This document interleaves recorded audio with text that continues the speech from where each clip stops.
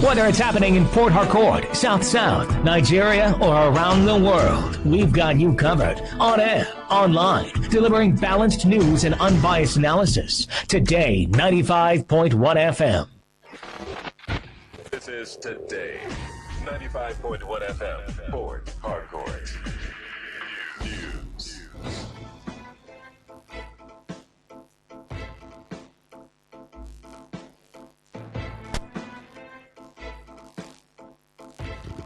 A very good evening to you. This is the World News and Premium Talk Radio, Today 95.1 FM, Port Harcourt. Marona Agbara. First, the headlines.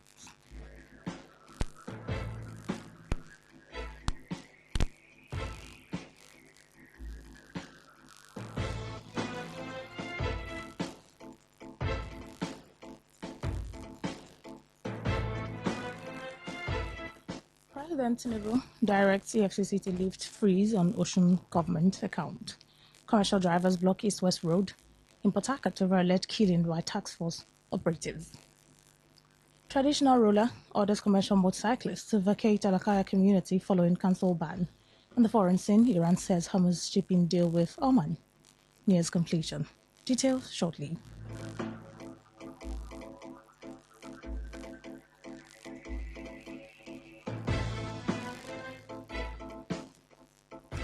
President Bola Tinubu has directed the Economic and Financial Crimes Commission, EFCC, to return to court and vacate the order freezing the Ocean government's account.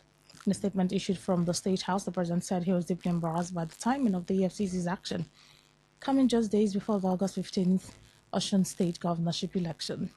Tinubu said he has consistently allowed the EFCC and other law enforcement agencies to carry out their constitutional responsibilities without political interference.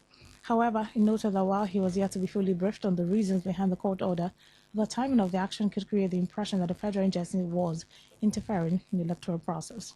The president said preserving public confidence in the integrity and fairness of the forthcoming governorship election is in the overriding public interest. He therefore directed the EFCC to immediately discontinue the action against the Osun state government in respect of the account freeze and take the necessary legal steps to vacate the court order. Commercial drivers in Port Harcourt have barricaded both sections of the East-West Road at Rumosi Junction following the alleged killing of one of their colleagues by suspected task force operatives. Today, FM correspondent Olawa listeners who visited the scene reports that the protest caused a major traffic gridlock as motorists and commuters were stranded for several hours. The protesting drivers alleged that the yet-to-be-identified driver was attacked at the Rikuri flyover after he was stopped by the task force. They claimed the operatives assaulted him despite presenting the required vehicle documents before allegedly running him over with their vehicle, leading to his death. The driver says they blocked the highway to draw the attention of the River State government to what they described as persistent harassment, intimidation, and extortion by task force operatives, whom they also referred to as agbearers. They called on the government to disband the task force, alleging that its members regularly force commercial drivers to make illegal payment, even after they have paid government-approved taxes and levies. Boys called Task Force and Aburu boys. They held one of our drivers at that bridge and then climbed the boy. They beat the boy until the boy went down. They now climbed the boy with their vehicle and the boy died. Climbed the boy. 4 tires climbed the boy. So that's why we drivers were angry about it. That government should take these boys away from the road. We don't want them anymore. They are disturbing our lives. Let them drive. Let the Aburos go and carry motor. Drive and do account as we are doing. It's not easy for us. We are buying fuel constantly and we are buying tickets. That's all. They block motor. So the extent they say they go kill driver. We don't want this again. We want this to stop today. We don't need this again. Meanwhile, the Obiakpo Local Government Council is pleaded with protesting commercial drivers who are mainly members of the National Union of Road Transport Workers, NURTW, and all concerned residents to remain calm and refrain from actions capable of disrupting public safety, peace, and order.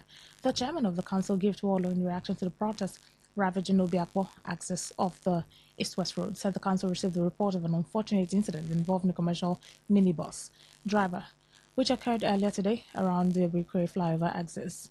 The Obiakpo Council chairman, through his chief press secretary, Goodluck Insirim, also said although the death of the taxi driver has not been verified and confirmed for the moment, said they are aware that the driver sustained serious life-threatening injury. Insirim said chairman of the council has directed an immediate and thorough investigation into the circumstances surrounding the incident to ascertain the facts and assure the public that anyone found culpable will be prosecuted in accordance with the law. The injured man was actually in his duty post as a tricycle operator this morning, and then some task force members came to, of course, collect their daily levies, and somehow that argument ensued, and the man was on his way, or the man was trying to, escape from the scene, and then he was knocked down by a moving vehicle. As at this moment, we can't, authoritatively say that the man, has passed on, but that's exactly the reason why they are protesting, and I'm aware that they are mounting roadblocks somewhere at Rumosi Junction, and then the Choba axis of the East-West Road is also blocked as I speak to you. And so this is the council pleading with them to please vacate the road. You're listening to the World News on Today 95.1 FM, Voice of the People. After the break, more news, foreign and sports stories. Please stay with us. Every day, every hour, when the big stories break, depend on our 24-hour news team to bring you the latest. Today, 95.1 FM.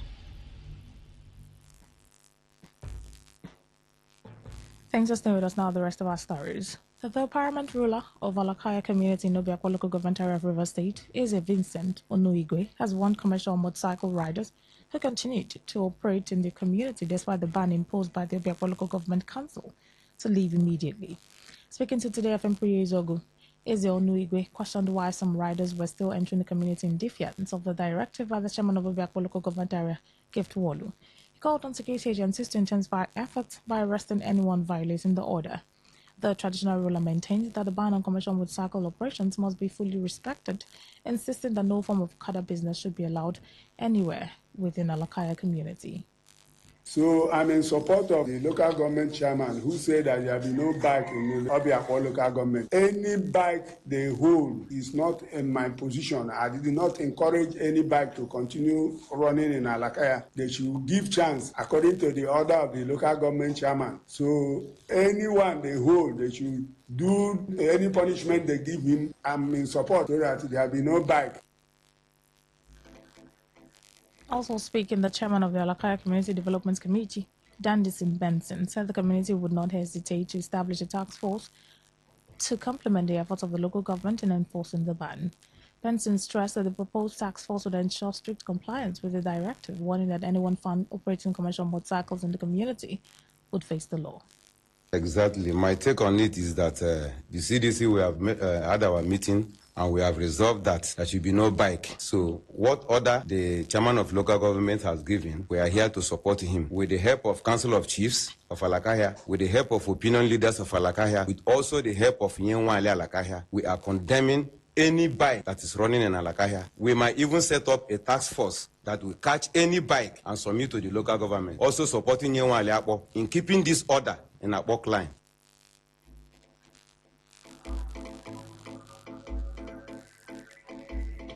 The Chief Security Officer of Alakaya Community in Obiakwa local government area, Noble Dike Aneli, has maintained that the alleged attack on him was an assassination attempt allegedly carried out by members of the Organized Security Peace and Advisory Committee, or SPAC, in Obiakwa. Speaking from his hospital bed where he's receiving treatment, Dike Aneli dismissed the denial by David Amadi, Bestman, Matthew, and others, insisting that their claims hold no water, and alleged that the individuals were seen by passers-by along the Alakaya axis of the East-West Road and were also captured in videos during the incident. The community security chief further alleged that he and members of the security team have been attacked on several occasions by the same OSPAC members, describing the latest incident as part of a series of targeted assaults against him. According to Dike Anele, the hostility stems from the lingering traditional leadership crisis in Alakaya community, adding that the dispute has fueled repeated confrontations and threats against him in the course of carrying out his duties. The next thing I saw was Chima, best my young elder brother, came to me, cracked his gun, pointed at me, trying to shoot me. And people were shouting at him. What is happening? Some of us, I said, Chima, why do you want to shoot me? Chima was saying, don't you know what you have done to us? Don't you know what you did to us? I said, what is happening? Is this how you people are working? Some OSPAC members there were asking him, Chima, is that what we are here for? David came, I was now reporting to Kenneth. David went inside his car, brought a mask, wore a mask over his face, and walked towards me, telling me that and nothing will happen. The next thing he started with him slapping me. I told them that they should put me in the car. And the local government chairman said they should bring me. Some of them disagreed with him. They were saying, if this man now is the CSO of the company, what has he done? He also denied allegations that he violated the ban on commercial motorcycles, popularly known as Okada, in the community. DK Anele explained that Okada operations had already been replaced with Keke tricycles in Alakaya, and it was merely implementing the directives of the Obiakpo Local Government Council chairman, Gift Wolu, when he was allegedly attacked. DK Anele appealed to the River State Government, the Obiakpo Local Government Council, and relevant security agencies to intervene in the matter, investigate the alleged attack, and ensure that those responsible are brought to justice, while guaranteeing his safety and that of his colleagues. The paramount ruler of Akbajo community in Ileme local government area of River State, His Royal Highness King Emera Fineman Olumuwe, has insisted that he remains the traditional leader of the community as entrusted and declared by the people. King Fineman Olumuwe, who was reacting to claims by those he described as mischievous elements parading as leaders of the community, urged members of the public, particularly the Akbajo people, not to be dismayed by some elements of mischief makers. Addressing newsmen at his palace in Akbajo, King Emera Fineman Olumuwe narrated how he was first coronated as regent of the community after the passing away of the former paramount ruler, a position he occupied a year and 6 months before the entire community selected him as substantive monarch, and was subsequently coronated over 5 years ago. The Akbajo monarch, while receiving the three traditional items that empowers anyone to be recognized as the paramount ruler of the community, have remained in his possession, warned those attempting to cause crisis over traditional issues, especially one Sunday, to desist forthwith and allow peace to remain in the community. The wisdom of God, when it passed on the 4th day of March 2019, the Akbajo Council of Chiefs now bring me up, put me, elect me to be the regent, which I was 1 year, 6 months, and 2 weeks. The reason was that because of the COVID, you cannot sit so long. When the COVID came down, I assembled the community in their numbers, and they now ask everybody that is interested on the throne to bid up and come up for it, which I also do. At the end of the day, I won them, and I was coronated. The paramount ruler of Akbajo community who accused those claiming leadership of only interested in selling properties belonging to the community, including land, maintained that leadership comes from God Almighty and advised that people should not destroy the inheritance from their forefathers. They are turning it to be like Akbajo as a community, as an enterprise, using it to loot and sort people money from them and all that. And my advice to all of us indigenous of Akbajo, leadership comes from God. If it's not your turn today, it can be your turn tomorrow. Don't destroy what God has put together. This our unity is important. Let us ask ourselves a question. What society or community do we want to hand over to our younger ones? That we cannot teach them the truth? We can tell them this is not good. The only average Akbajo boy now is give me, I go collect. And look for problem, matching grant and all that. That is the only thing they know. Or go and kill.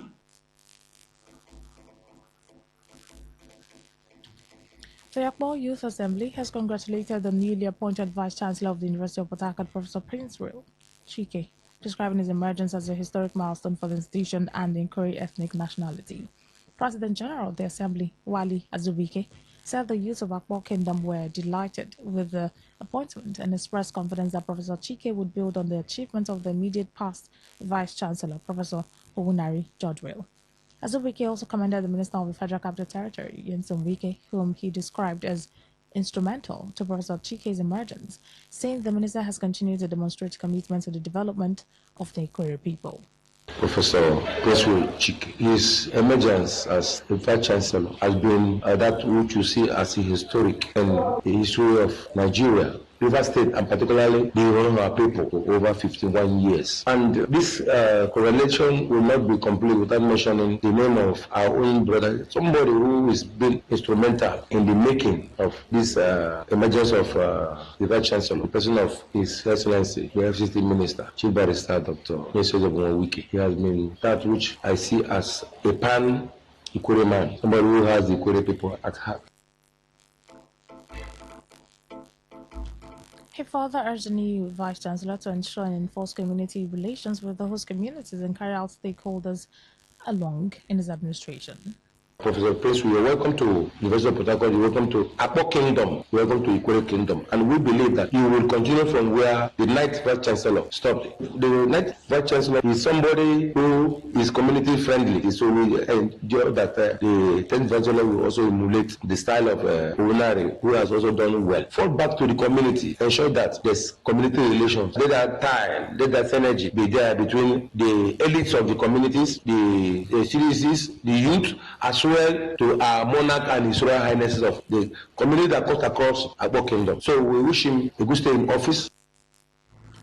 On his part, Akpo Youth Assembly Secretary Chukwuka Ovunda also congratulated the new Vice Chancellor and appealed to Professor Chike to maintain a strong working relationship with the Akpo Youth Assembly and the traditional institution to promote peace and development within the university community. I also want to join my voice to congratulate our brother, our father, our friend, Professor CPR Chike. We, the Akpo Youth, assure you that we are going to support you fully as the host community of this university. We know that you're a visionary leader, you have the capacity. And we also solicit, also beg, as a youth of Akpo Kingdom, for you to have the synergy with the youth. Also our monarch, the Royal Majesty, Ambassador Levi, also JP, the Royal Majesty of Akpo Kingdom. Akpo Kingdom is literally behind you as our son. And we also believe that you are going to create a room for employment for our youth. On the foreign scene, Iran says it's close to reaching an agreement with Oman on a new shipping arrangement for the Strait of Hormuz, a move that could give Tehran greater control over vessels entering and leaving the Gulf. According to Iranian Deputy Foreign Minister Kazim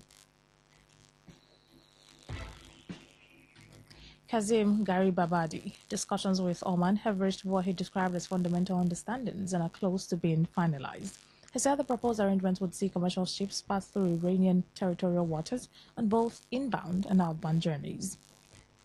Garibabadi added that Iran expects the United States to honor the Memorandum of Understanding signed with Tehran in the mid-June, saying Washington has sent messages indicating its readiness to return to its commitment. He, however, noted that compliance with the agreement alone would not be enough to secure the full reopening of the Strait of Hormuz. Meanwhile, 8 of the world's largest shipping associations have urged the United Nations and the International Maritime Organization to oppose any plan to impose tolls on vessels using the strategic waterway.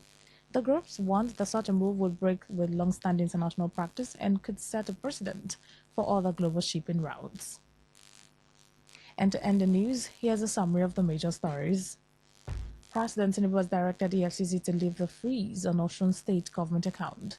Commercial drivers have blocked East-West Road in Port Harcourt following the alleged killing of one of their colleagues by suspected tax force operatives. We told you a traditional ruler in Alakaya community has ordered commercial motorcyclists who continue to operate despite the ban imposed by the Obiakpo Local Government Council to leave immediately. On the foreign scene, Iran says it is close to reaching an agreement with Oman on a new shipping arrangement for the Strait of Hormuz. That's the news as edited by Sose Onabu. For comments and inquiries, please call 081-8389-2850. I'll send your emails to news@todayfmlive.com. You can read our stories on www.todayfmlive.com, on Facebook at Today95.1fm, on Instagram at TodayFM951, on X at TodayFM951. You can also join our YouTube live at Today95.1fm. I'm Rona Agbera. Thank you so much for listening. Good evening.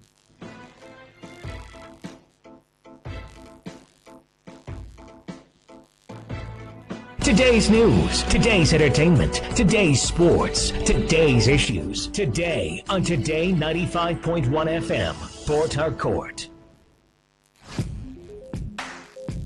Looking to grow your business? Ready to elevate your brand and reach the right audience? This is your moment to take your brand to the next level with Today 95.1 FM. Your trusted voice, reaching thousands of listeners every single day. From startups to established brands, we create powerful advertising solutions that boost your visibility and drive real growth. Our affordable advertising packages are designed to give your business maximum visibility and real results. Don't just advertise where people are listening. Call us today on 0818-389-2850 or visit our station to book your slot now at Today FM Drive off East West Road, Obiakpo. Today FM 95.1. Your voice, your market, your success.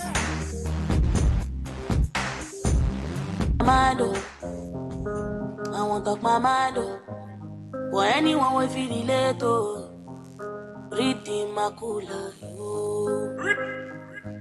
Sometimes it feels like success is a trap, and sometimes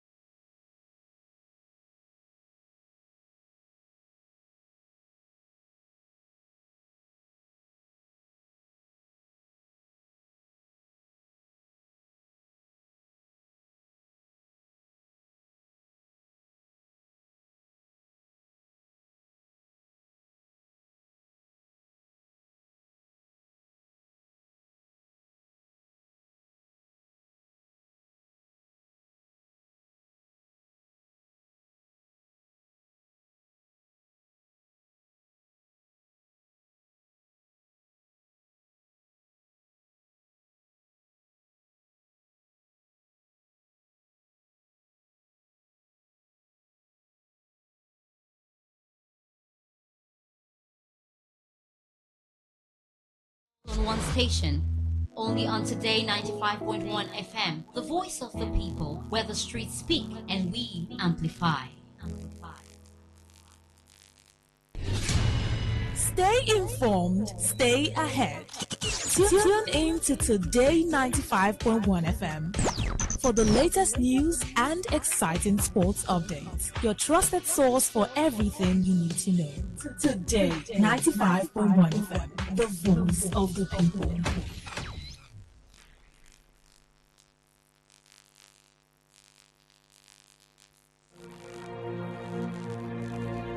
Today is business. Today is a new trend for your businesses. We give you all the information you need to grow your business, new ideas and innovations that keep you earning more and staying relevant.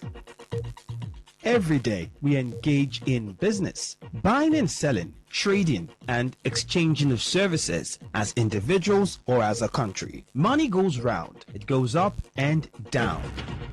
But have you ever wondered what business is all about? And have you ever wondered how you can stand out in your business? Today FM has got you covered every Wednesday between the hours of 1 p.m. to 2 p.m. Learn all you need from professionals on how the country runs its business affairs and how you can be an outstanding entrepreneur and grow your business. Business Today.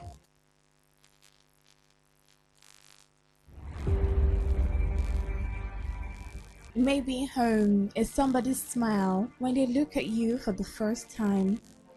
Maybe home is being a home to something you love and adore with all your heart, and that is what life, friendship, and love are all about. Maybe home is listening to all of your favorite shows on Today 95.1 FM. We create memories. We inspire comfort. We are the voice of the people, and we are home away from home.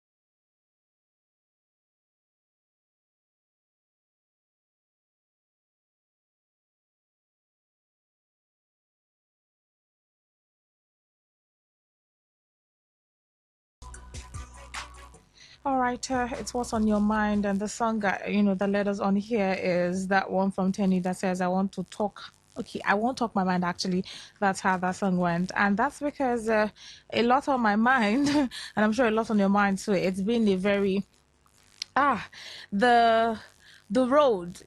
Getting to the office was a lot of hustle. It was very chaotic. It was almost like if cars had wings, I'm sure that the car was in, I would have looked for a way to develop wings for that car to fly over all of the hurdles. But thankfully, eventually, even as much as I tried to divert or tried to cut corners, and uh, it was still hard to get through all of that. But I mean, there's a reason why.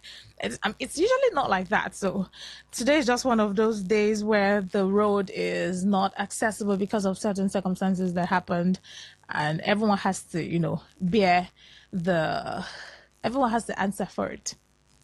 Whether you know what's going on, you don't know what's going on, you just find yourself there, and you just have to bear it. But yes, that's a bit of what's on my mind, and I particularly do not like when I am tensed or when you're trying to just do something so quickly and get it done with. It's not a space I like to be in. This is me just sharing a bit of what's on my mind this evening. My name is Rona Agbara. Welcome to What's on Your Mind, and let's have you join in to say the things on your mind as they are, exactly as it is. I'll open the phone lines right away. 08109510951. That's the number to call to say what's on your mind this evening. To send a text message, 0701 9339 962. What's on your mind today? What's on your mind this evening? Actually, what are you thinking about? If you also experience the hold up, the traffic, the jam, what's another word I can use? I'm sure that you'll be thanking goodness. Say thank goodness that you got out of that traffic, because it's a long one. Hello, good evening. Evening. Welcome. Yes, good evening. Good evening. My name is Jojo. I'm calling from a normal community in London. All right, go on, please. What is in my mind now is just that in Emoa local government area, one of my sister happened to go and take a local government identification letter from the local government. And he had been going there, can you hear me? Very well, I can hear you. Not knowing that the local government in Emoa local does not run the affairs of Emoa local government in Emoa there. So when he went to the council, they were telling him for him to go to D-line.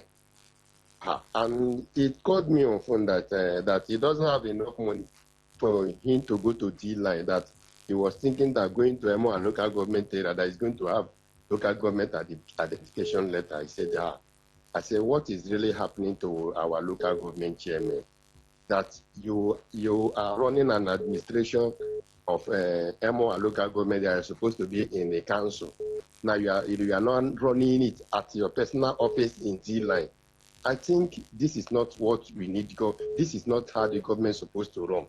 We are pleading for him to carry out the activities of MO and local government area to come to MO council. According to them, he said he's renovating MO and local government council for over like 3 years. So please, even people, the staffs and everything doesn't go to work. Let him come back to MO, have an office there, not going to D-line, because we are not Obiakbo, we are not Port Harcourt City. We are people of MO. Look at this little my sister now. She's supposed to submit her identification letter today for her to do her transaction, but she cannot just because of the local government chairman have decided to pack from MO local government to go to D-line. So that is what is in my mind now. Thank you. All right. Thank you. Okay, thank you. Thank you for sharing what's on your mind this evening. Hello, good evening.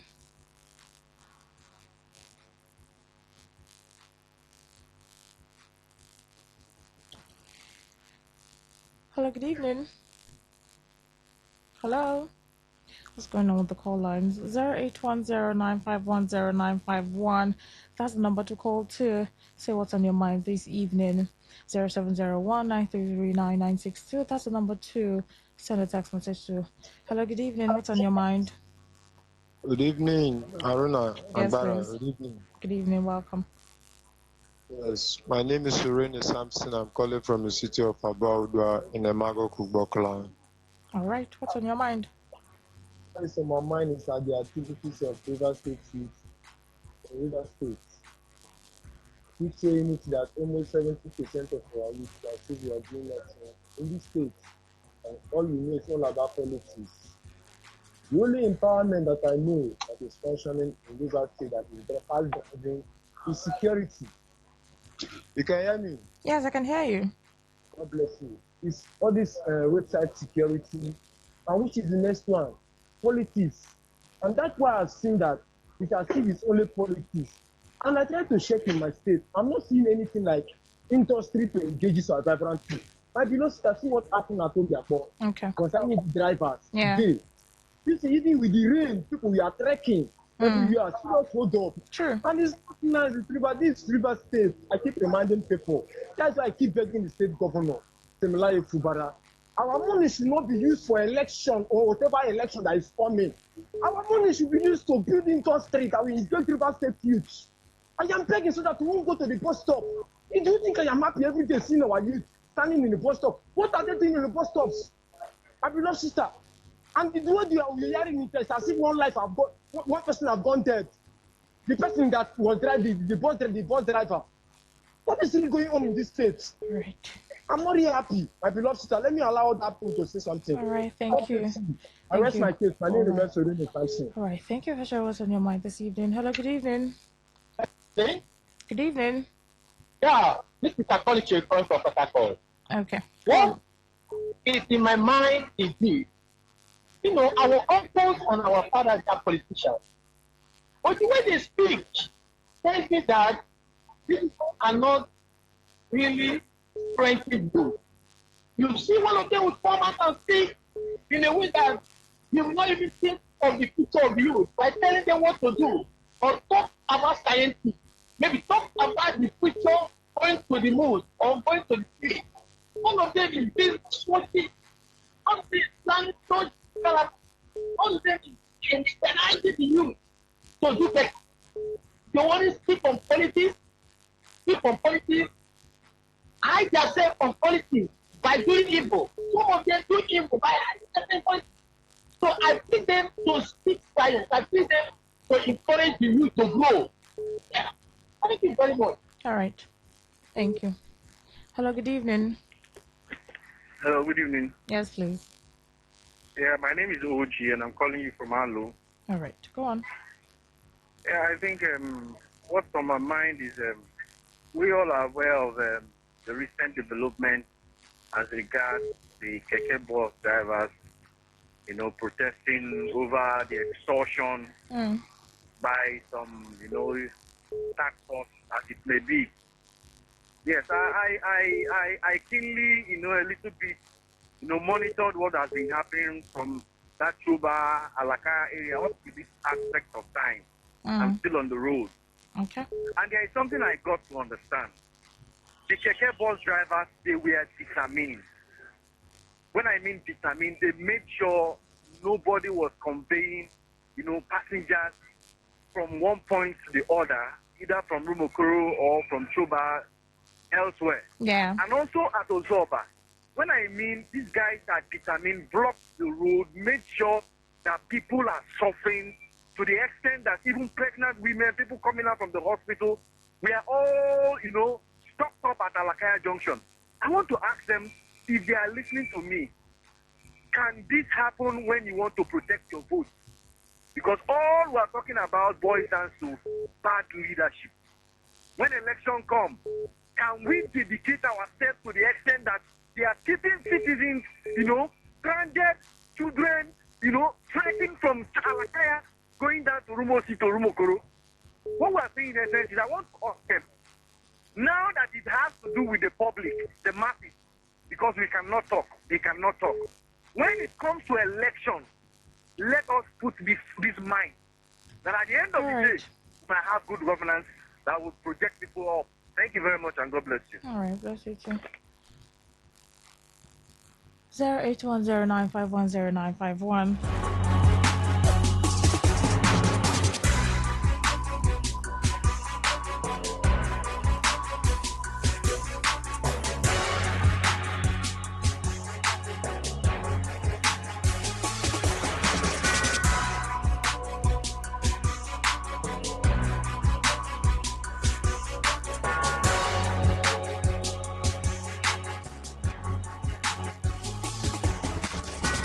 All right, it's still what's on your mind on 95.1 FM. Hello, good evening. Hello, good evening. Yes, please. Good evening. What is in my mind is the level of non-governance in the state. Okay. The manner in which governance has been grounded up from the local government to the state government. Now, I'm sure that the budget that the government presented to the House of Assembly has not been passed. I'm also very sure that at this point in time, the local government council chairmen are not doing anything in their localities. Is this the color and the manner that the so-called Rainbow Coalition want to continue with this state? So what we have now is the government of Rainbow Coalition. Rather than Rainbow Coalition or Rainbow Confusion.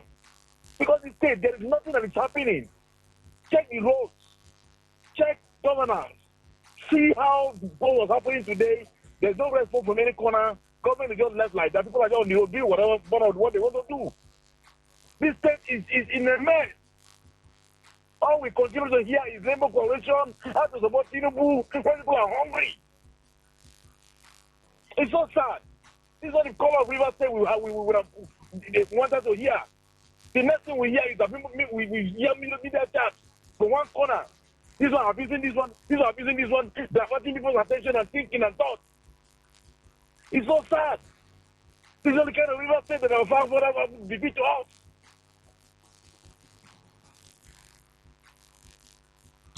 All right, thank you. I mean, your thoughts are valid. 08109510951. What's on your mind this evening?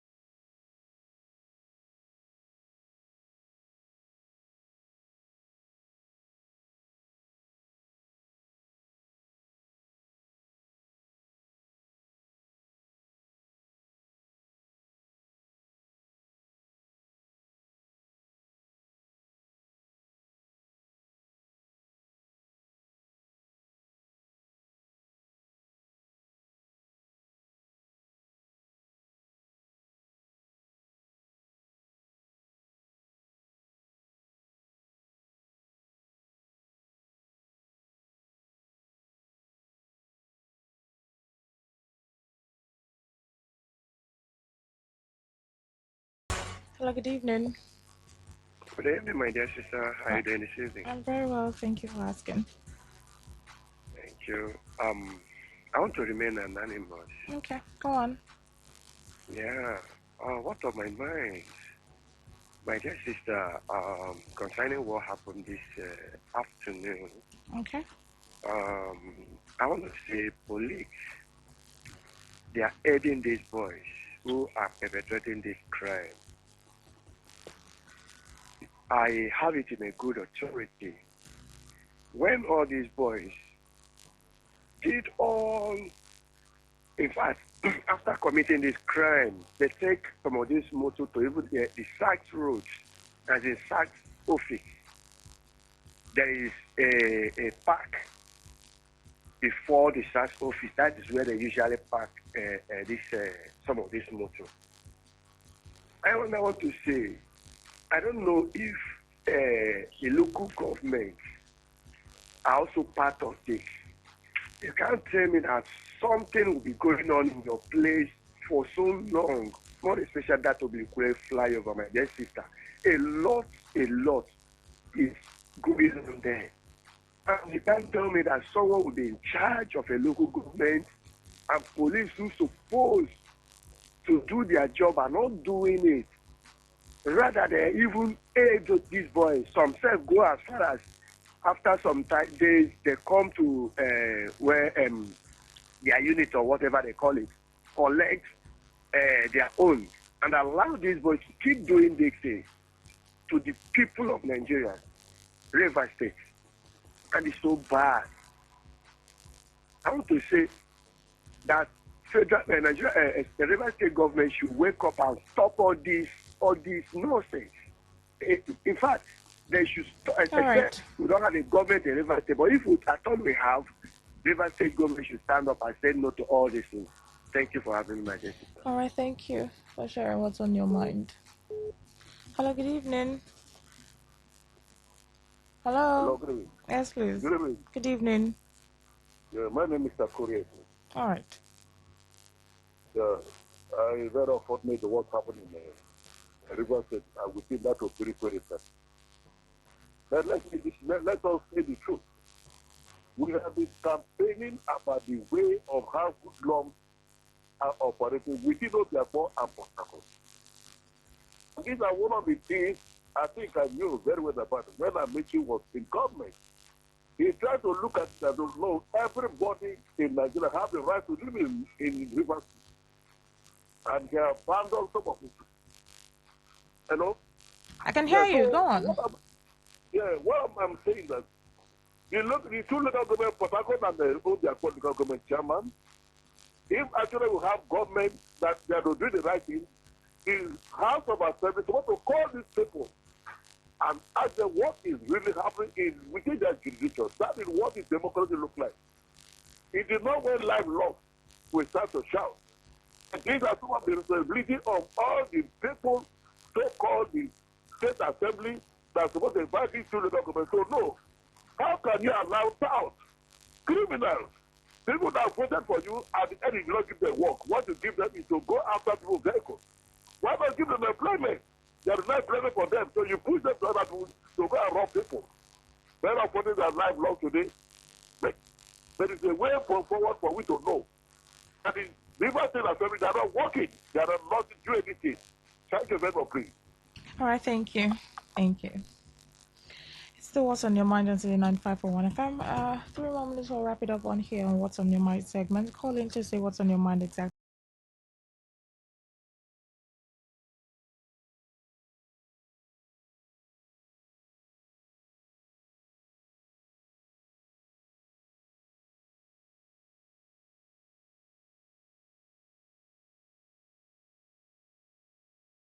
Hello. Yes, please. Good evening. Good evening. Yeah, what is on my mind is of the state of affairs in Rivers State. Okay. I've keenly listened to people airing out their view, some pouring out emotion as a result of their feelings as regard what is happening. And I think I've come to this conclusion because we cannot continue like this as a state. So we must move forward in 2027 election. or we do away with anything that has to do with these people, this set of people, and get someone that can rearrange this state and put in the manner it should go. Devoid of sentiment, devoid of ethnicity, devoid of whatever form. And the main objective is to reset the state so that we can fly the level and the way we ought to have gone. That's my take. Okay. Thank you. All right, thank you. We'll just wrap it up with this final call. Hello, good evening. Hello, good evening. Good evening. Yes, my name is Olusa, calling from Port Harcourt. Okay. The problem we are having is this. Do you know the rotation they give to these boys? What? Okay. Join court. Join Once what? you join, no law, no rules, no governance, no chairman can tell you what to do. So now people troop into the state, into the local government. Their mindset is that when you go to River State, when you go to Port Harcourt, the first thing you do, join court and start misbehaving.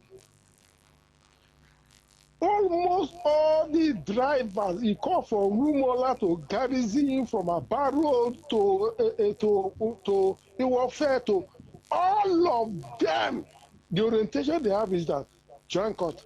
And they don't even know what they're joining. And then so these guys will just destabilize the street, destabilize the road, destabilize the capital, and they feel nobody. As far as they are Please there, listen the to this government information. is Medicine when they produce strong, correct medicine, they take it, they support with country health care system. Quality man, correct, holistic, ogbonge herbal medicine, they we know they come out for public anyhow like a big basket. Full ground as every Christmas have been boundary. Sickness self sabi medicine will pass them. After all, monkey smart now because tree near tree is our forest. Heritage International go use the technology of computer testing machine to see and know before attacking that your health condition. We don't become ubaruba for your life with the correct treatment. Therefore, whether definition or without definition, make you visit Herbal Heritage International offices way near you. Herbal Heritage International. Now you. Hello and welcome to the program Roots and Herbs. Roots and Herbs is a program that discusses health-related challenges and suggests possible ways out from the herbal medicine perspective. Roots and Herbs is put together and sponsored by Herbal Heritage International, also known as Baba Yoruba. Baba Yoruba is currently having a special promo package. This promo package will give you the opportunity to enjoy 50% discount on all their products and services. This offer runs while the stock lasts, and at the same time, it will give you the privilege of meeting Baba Yoruba himself at number 24 Ikwere Road, Mile 1 by Education Bus Stop, Port Harcourt. For details and inquiries, the telephone number to call is 080-33-111-946. I repeat, 080-33-111-946. 080-33-111-946. On today's edition of the program, our topic for discussion is male-related health challenges. And I have with me in the studio, Dr. Otumba Abiodun. Sir, you're welcome to the program. Thank you, Mr. Moderator. Man problem can be seen in men whenever it frequently occurs that a man is unable to satisfy his partner when it comes to man and woman interaction. It can feature in many ways. In some, it is possible for them to experience poor energy, a situation where a man is unable to get into the act at all. In some are preparing to get into the act, but unfortunately, they just discover that the energy dropped. That is called early ejaculation. It is possible for a man to get into the act and discover that he is unable to stay more than a minute. That is called premature ejaculation, as the case may be. Some may experience total loss of energy. In some, it can be as a result of excessive tiredness after the whole exercise. And some can experience total loss of the energy for even weeks or months. A number of factors can be responsible for this. In some, it can be as a result of infections, of which staphylococcal infection, gonococcal infection are inclusive.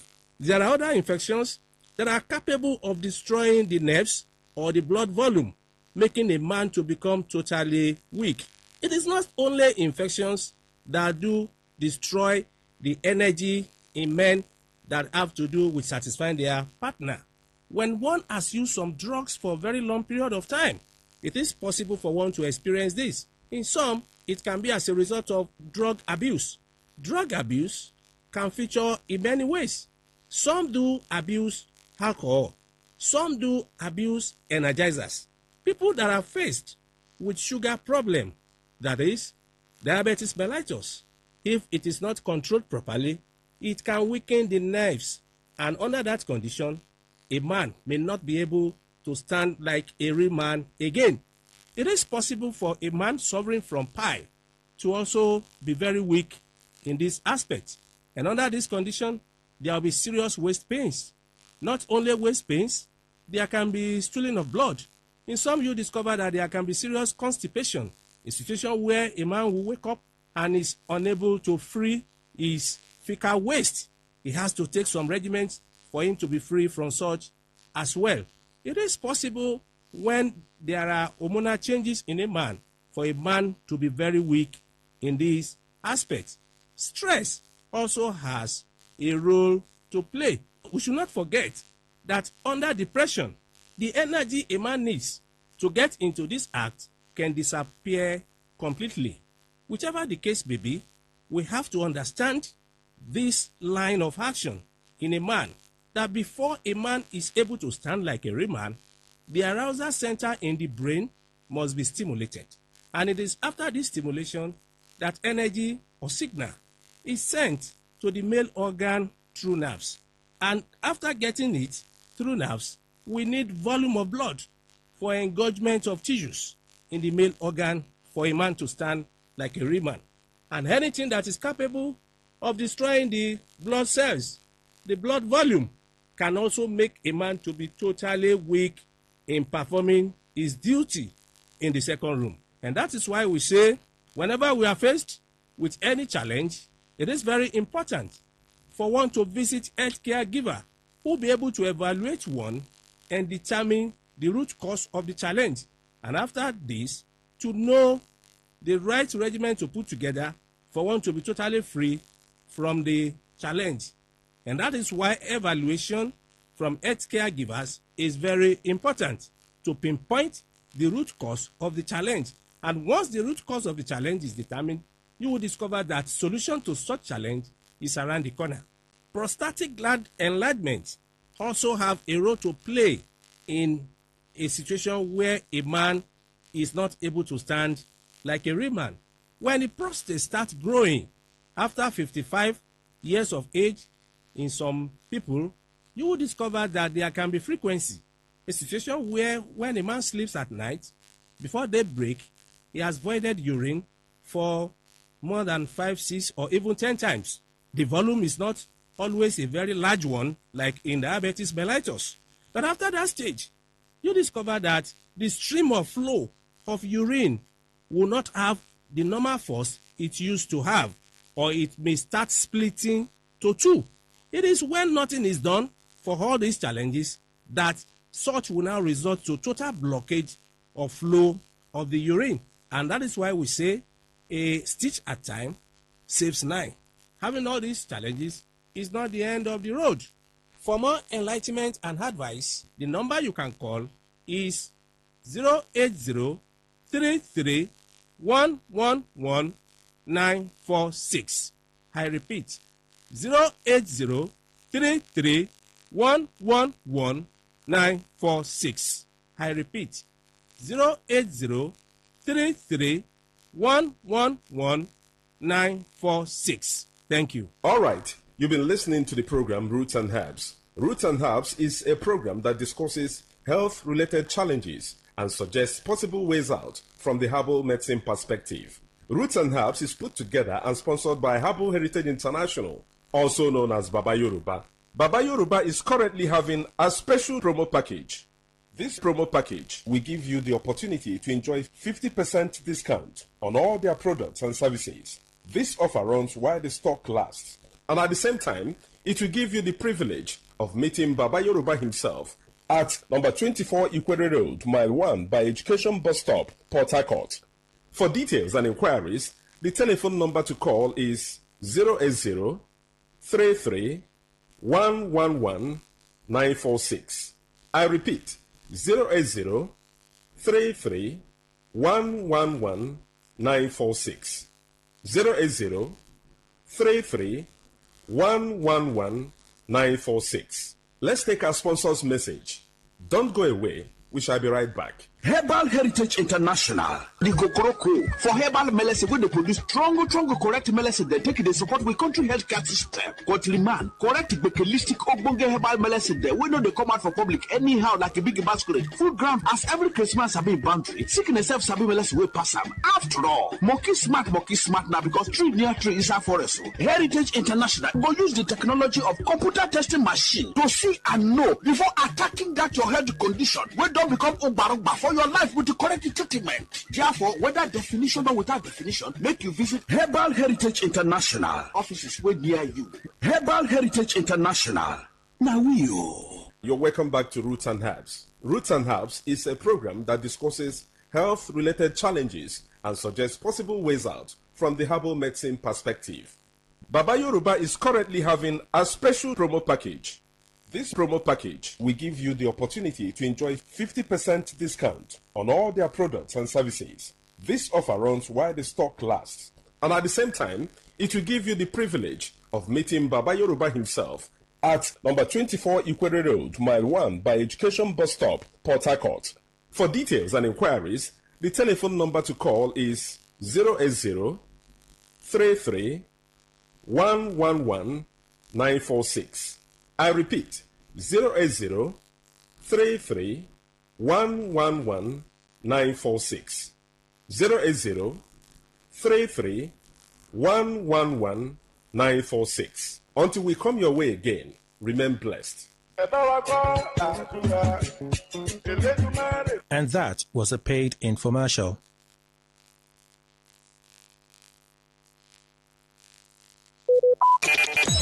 Talk radio. I listen to a lot of talk radio. 95.1 FM.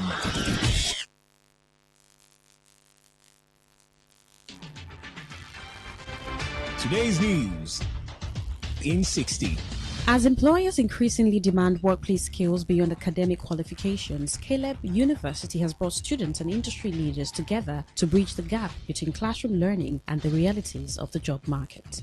The West African Examinations Council, WAEC, has officially released the results of the 2026 West African Senior School Certificate Examination for school candidates, ending weeks of anticipation among students, parents, and schools across Nigeria. The Nigerian Educational Research and Development Council has disowned a fake document circulating in the public domain requesting financial support for the production, printing, and nationwide distribution of the revised basic education curriculum for the 2026-2027 academic session. 4 beneficiaries of the Presidential Amnesty Program's offshore scholarship scheme have graduated with distinction, while 16 scholars successfully earned master's degrees from universities in the United Kingdom in what the agency described as further evidence of the program's investment in human capital development in the Niger Delta. The State Department has revoked more than 6,000 international student visas because of violations of U.S. law and overstays. The move comes as the Trump administration continues its crackdown on immigration and international students. Today's news in 60.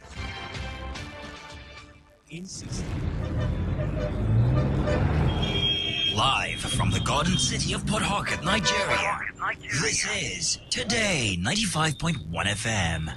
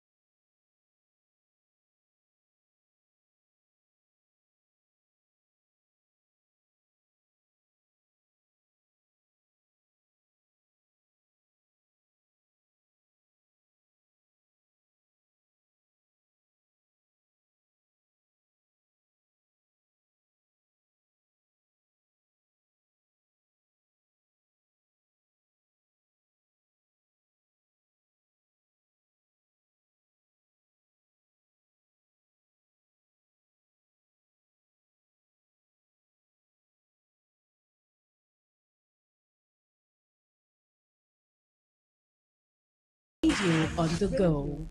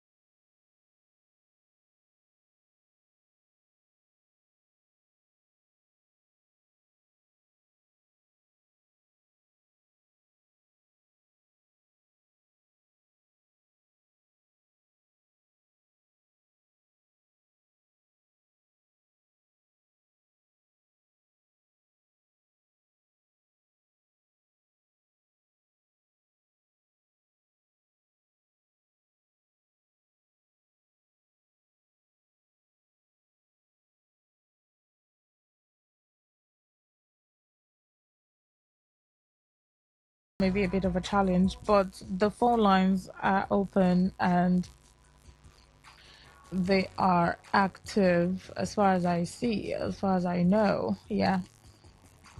I'm not sure that the network is going to do what it did yesterday. At some point, it started working. It just arranged itself by itself. So, yeah. Let's have your report. Okay. I see what the text message line is. Oh, I see what's going on with that one. But you can call it directly. They just do calls while we try to get the text message line active. Hello, good evening. Good evening. Welcome. Can you hear me? I can hear you. Yes, my name is George. I'm calling from Romeo Odegu. What are you reporting this evening? Yes. What is happening? My eyewitness report, it is about Ovugu community. Ovugu community is located in Emwa local government area. After Rumuji, you get to Ovugu. It's one of the smallest community in Emwa local government area. And this community have been without electricity for more than 15 good years. So I'm talking to you. They have that electricity when the former governor was there, Rotimi Amechi. He initiated that electricity for them. After that man left office, that place had been in darkness for over 15 years. And the chairman of Emwa local government, which is Dr. Chidi Lloyd, when he came to do campaign in that community, he promised the people of Ovogo community that Hello? I hear you very well. Yes, he told them I was in that community because that is my maternal home. He told them that he's going to restore electricity when he gets to the office. My sisters, I'm talking to you now, that community, Romeo has light, Urumuji have light. It is only Ovugo that does not have electricity. We are calling on Dr. Chidi Lloyd. I know sometimes I don't know what is really happening with administration of Rivers State today. It's as if that we don't have government today, just like what is happening in the states. And the governor also is not even talking about the development of any community. So we are pleading on Dr. Chidi Lloyd. You should come and do the needful. These people have been suffering. There is no even road, no internal road in that place. Amechi initiated road for them. The past government, led by Nsowike, refused doing anything. This present government, led by Sin, that Nsowike and Pika gave to us, refused doing anything to us, refused doing anything. We are calling on the present local government chairman or NDDC. Please come and restore electricity to Obogo or Degu. We are pleading on them. We are pleading on these people. How can a local government chairman will tell a whole community that they should go and contribute money and restore light to themselves? Where does it happen in this modern country? Why will people be asking for a government to come and provide electricity in their community? The government of Chidilo should come and do the needful and listen to the plight of Obogo community. Thank you. All right, thank you. Hello, good evening. Hello, good evening. Yes, please. My name is Kurika. I'm calling for Romeo. All right, what are you reporting this evening? I've been into Warfare Road operation. Okay. Warfare Road? If you get to Warfare Road. What's going on there? Please there, please, tomorrow. You see people that from the Warfare Road. When you come to, there's a place called Gas. As a fast market, Gas is in that junction for Pepperoni. Okay. Gas. That junction, that place is bad. You know they call bad. That place is bad. If you pass Gas, come to St. John's. St. John Junction is also bad. If you pass St. John's again, you come to what they call Big 3 market, that Big 3. I don't know how to use pad or patamba. A Big 3. Are you hearing me? I can hear you. That Big 3 market, I don't know. I just tell you to qualify that place. The whole of the truck in that place is posting on daily basis. I want to beg the current governor of Rivers State that please. I know that the problem they gave to you could not like to function well this year, but use these 8 months and come and help work people. Gas, St. John's and market, Big 3, that place is bad. Computer about father place. I want to beg the president Please come and help the people to clear that road, please. That's my argument for this night. All right. Thank you. Good evening. Thank you for sharing your eyewitness report. 0810-9510951. Hello, good evening. Good evening, my dear sister. Welcome. Thank you very much. My name is Kinsley calling from Obogoro. Okay. My eyewitness report is about this Obogoro Road, my dear sister. Okay. We are really going a lot from the road because from Usoba coming to Obogoro, my dear sister, you have to spend 1,000 naira. Why? 1,000 naira. You will not understand. Like, there's no route coming now. Okay. You have to go through from Usoba to New Roads. You get to what is it called? Location by other church. Then connect to the New Road before you come back to Obogoro. You can't even pass through Cornerstone. You can't even pass through this except the person is going to trek. But if you're going to enter anything like Keke or this taxi, my dear sister, you must pass through that route. And the people are charging 1,000 naira, something like 200 naira. So I want to beg River State government to do the needful, to know that people that are living in this area are human beings. We are not animals. Whatever they know they're going to do to alleviate this suffering, they should better. In fact, they should do it fast. We are not finding it funny anymore, All right. my sister. That is my eyewitness report. All right, thank you.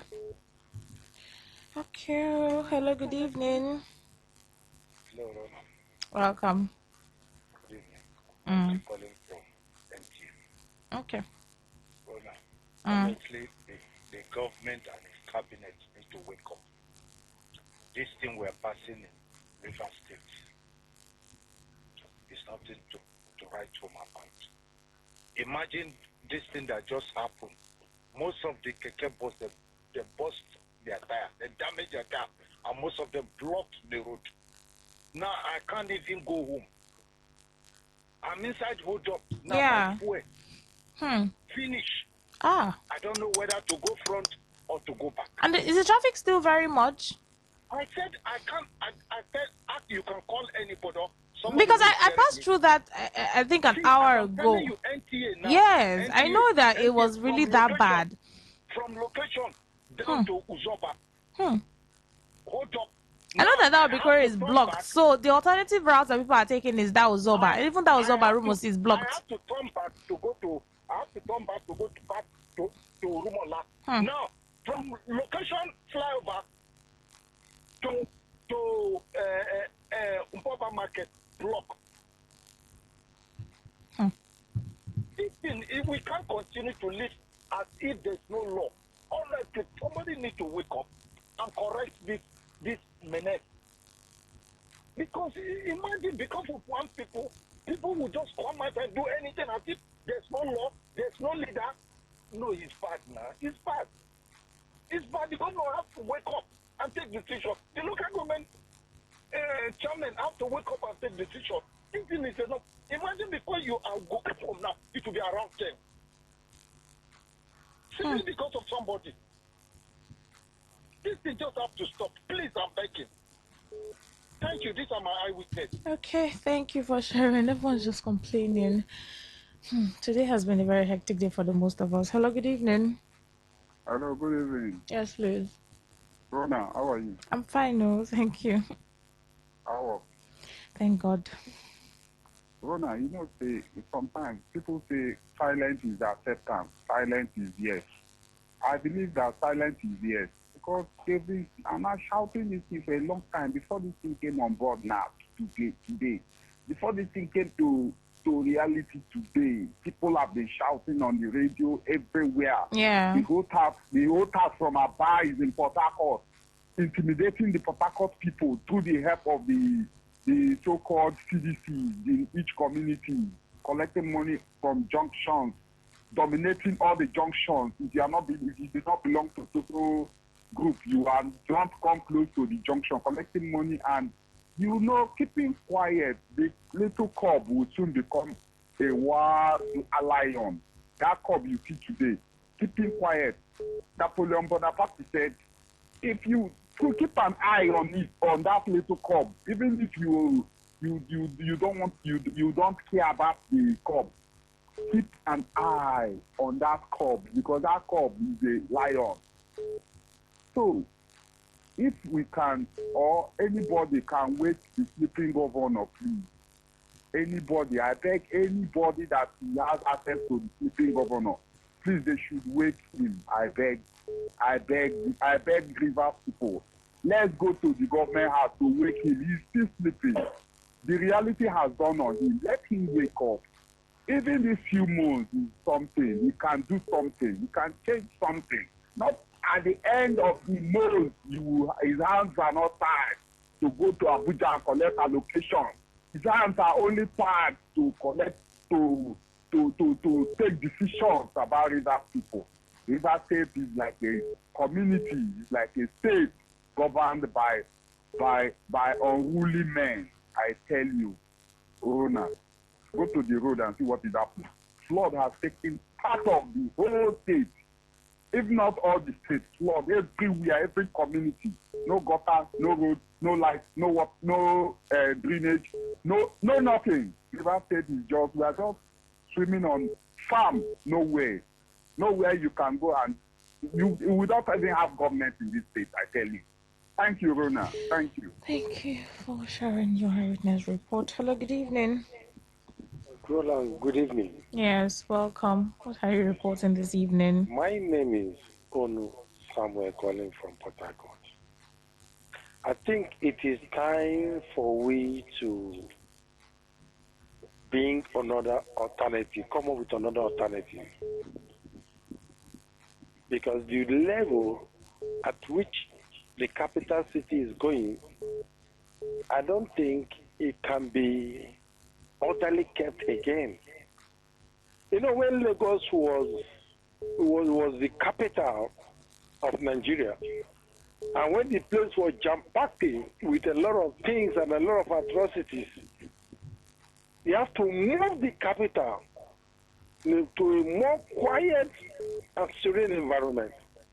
So for me, as a river son, I am pleading that it is time for we to move the capital to another environment. If the Port Harcourt city has been so polluted with different mindsets of doing things, and the people cannot be cautioned and be kept orderly, I think we should create another capital in Rivers State. I will sound it as a SOS. Another capital as in? Another capital in Rivers State, out of Port Harcourt, out of Obiakpo. We should create another capital where the government house can be moved into another environment. You think that would do cause a change or make a difference? That will sanitize. It will sanitize. Abuja is sanitized at least a little bit. It can never be compared to Lagos. Let us sanitize the capital by building another brand new capital. It must not be biased. We must not be tribalized in our decisions. But let us see that the capital, Port Harcourt, is overwhelmed, and it is time for shift. All right. Let us make a shift. Create another capital. Okay. All right. God bless you. Bless you too. Hello, good evening. Hello, good evening. Sunny on the line. All right. Let us start from the crux of the problem. These bus drivers, in fact, these Keke bus drivers, like the Okada riders that got into the bus drivers business. when you're going on the road, whether you're a passenger or a driver, just take a look at their habits, their behavior. They run one way, they park in the center of the road to carry passengers. They cause a lot of disruptions on the road. Look at Port Harcourt today. One way everywhere. Madness. Madness everywhere. One way. Even the worst is the keke. Keke does not even know the right. Even the bike riders who deliver things. Driving one way. There is no orderliness. So what do you expect to happen? There's no law and order. What do you expect to happen? You see somebody riding one way with full confidence. Up to the extra, you have trailers running one way now in Port Harcourt. I mean, where do we go to from here? Where do we go to from here? These are the problems. There's no law and order.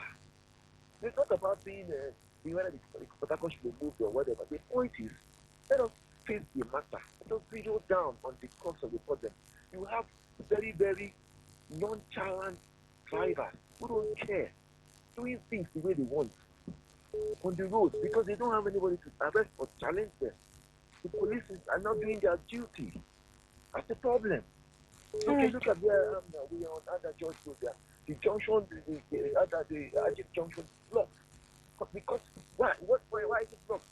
They are just blocking the road, picking up passengers, causing a hell of a hold up on the road. The same thing. When you now catch them, they start telling you one of these stories. It's heartbreaking. The other side is blocked because they are the same people going one way. No patience to even allow the traffic move. Before you know it, they block the two lanes. They blocked everywhere now. It's unfortunate. All right. Thank you. Thank you for sharing that. A lot of people are having a tough time today because of that traffic, and it's part of the reports we're having. Good evening. Welcome. Good evening. This is Chinda calling for Chinda. Okay. Mr. Rona, is it possible to substitute our governor with chairman of a local government? Why? Because of substitute anybody for anybody. What's your report? Because the local government chairman or the local government chairman or even the Obiakpon local government chairman, he has woken up now. I mean the Obiakpon local government chairman. Because these three people are the only three chairmen now you can talk of a river state that has stood their ground. Can they substitute our governor for these three men to take over the reins of governors in river state? Because these are governors. These are supposed to be governors. These men are men men. These three people, they've changed the narratives of their various the other two, they've changed the narratives of their local government. And this one now, this local government Obiakpon, he has stood his ground. I salute him. I want him to chase out all these land grabbers from River State. Let him chase them out, please. Because these men, if you leave only this governor, look, outsiders will come and take over River State. This sleeping governor, he has slept for a long time. Let the local government chairman take the reign of power. Let the other 20 imitate these three men there, please. Thank you, Rona. All right. Thank you. 08109510951. What are you reporting this evening? What's your report? I mean, what do you have going on that you want to talk about, that you want to report this evening? You have the floor. Yeah, we'll do this up until 8. Hello, good evening. Hello. Good evening, Aruna. Yes, please. Welcome. How you doing? I'm fine. Thank you for asking. Okay. What this evening, just let me go to job. Okay. Can you speak up? I said this evening. Yeah. Hello? Yeah. I can hear you. Okay. There was a lot of hold up. Yeah. Driver. What is the problem? Lots of Bible. The last one that spoke, it just has to be that they will suffer people. People will drive from far our governor is sitting, nothing to be done. It's uncomfortable. It's uncomfortable. It's uncomfortable. I'm sorry. Okay. All right. It's almost like a situation report at this point. All of us, yeah, I really, if I want to say, I is this sympathy now because I still went through that part. Yeah, I had my share of the inconvenience, the tension, the delay. Yeah, so it's almost like we're in this together. Mm. Only the people who didn't have to go out today or step out for any reason or go out to do anything escaped it or didn't get to experience it or may never experience it today. Hopefully that it clears out though and it's resolved and we can have free passage because it's crazy. 0810951091. What's your eyewitness report? So the text message line will be back up by 8. Back up by 8 and 9. So would be able to take messages and WhatsApp messages. Hello, good evening. Good evening, Mm. sister. My Welcome. name is Perez. I am calling you from Oyibo. All right, Perez. My sister, the problem we are encountering here in Oyibo, especially this pipeline area, Izoma and Obama, is these herdsmen. Do you know that we can no longer plant? They are eating into our house. Even the garden we plant in our house, they come there and eat it. And you don't have a say. Hello? Yeah, go on. Yeah, you don't have a say. That is what we are passing through.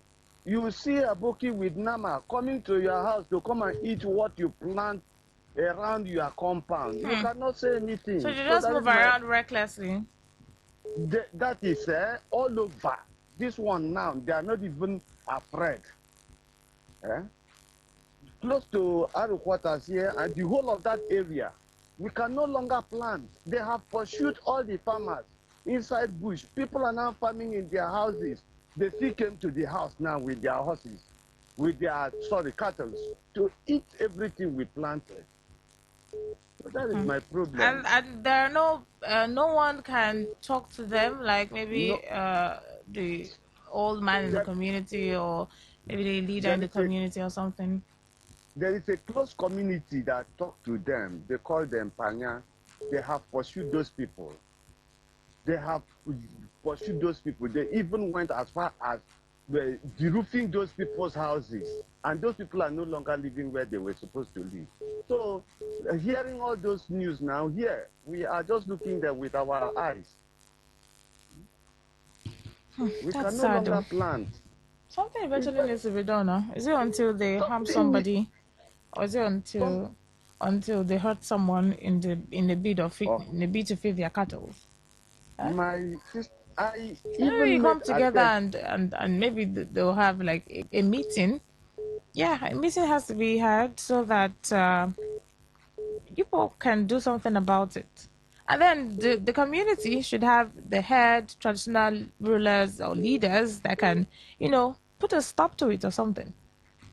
I even called one of my friends because initially when we heard, they said that Eleme chief collected money from them and where we are living is not Eleme land.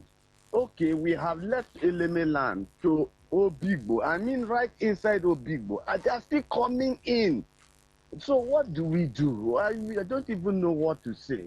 The thing they have overpowered us. So the government now, is the duty of the government. When something is like this, the government have to talk into it. All right, thank you. Yeah, that also works. Of course, the issue of this cattle grazing publicly. They just move around streets, communities, houses, bushes, on the road, on the street. It's not. It's a terrible practice. Yes, it's terrible practice that they do, and it has to be stopped early on. I mean, it's been going on for the longest. You're just walking on the road on the street and you see cattle and a man or a boy, leading and directing them. They're entering bushes, entering someone's compound, houses, stores to feed. God, I beg. Hello, good evening. Mhm. Yes, please. I'm the man of sometimes. Okay, go on.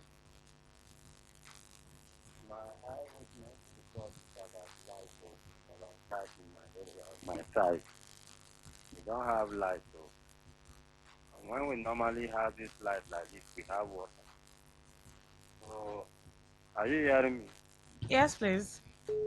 So when we, for things up to 2 days now, we don't have light. So it's a serious burden on us. So I don't know The how light you has can been help off me for how long? for 2 days now. For 2 days Okay, now. For 2 okay. days now. Yeah. So we don't have light. We are in total darkness. And these are, we some of us from the rural area like those are like this. All right. Everything. So please, I don't know how you can help us. Thank you. PhD. Okay. Thank you. Electricity complaint. All right. Hello, good evening. Can you speak up? I can't hear you. I said my name is Onyeka. Okay, Onyeka, what are you reporting this evening? My eyewitness report, what is going on at the uniform. I would like the authorities of the University of Port Harcourt to go to the academic team where certificates are issued. We know what is going on there because people who come to collect certificates from room number 9A and room number 9B. It creates a lot of hurdles and difficulties. Sometimes people who come from far and wide, they are sent from for no job creation. So the management of the University of Port Harcourt should go to the academic team at Abuja campus where certificates are issued. You know what is going on there. The arrangement is very poor. Please, thank you. All right, thank you. The issue of that certificate collection. Okay. 0810951091. What's your eyewitness report this evening?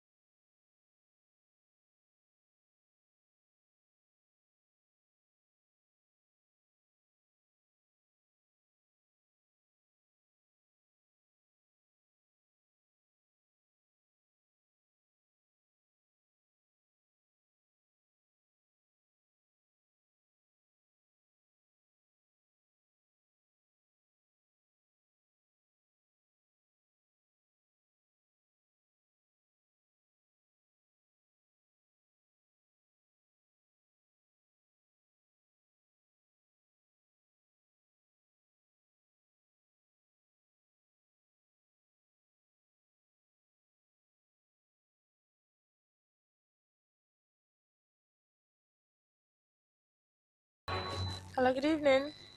Hello? Yes, please. Oh, sorry, I missed the wrong number. Uh-uh. Calling the radio. You don't want to call a radio? Call a radio now. 08109510951. Nothing is actually funny. I mean, nothing right now is actually funny. Um, people are calling to talk about electricity, flood, health center, road. Oh, the traffic congestion. Oh, the road is blocked. Oh, there was a protest earlier. Oh, this is going on. All of these reports are they get overwhelming. The solution to it is the solution to it. Mm. When they say no light, let light be fixed. Oh, the road is bad. Let the road be constructed or reconstructed. Oh, there's a traffic jam. Oh, let the people in charge do that. Clear the way. The flood is high and the rains are here.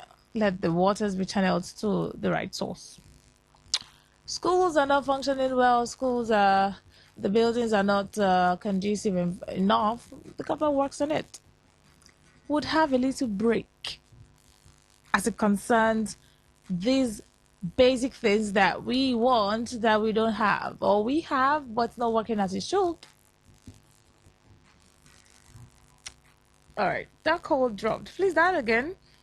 If you've not shared your eyewitness report, you still have time to share your eyewitness report. Okay? You have 15 whole minutes more before we wrap it up. So you can still call in. Still taking calls. Hello, good evening. Hello? Yes, please. Yes, that's from Okpogoro. All right, what are you reporting this evening? My witness is what happened last week, Saturday, and yes, Monday this week. About Okay. the Ukada riders and the Okay. Obiakwa local government people.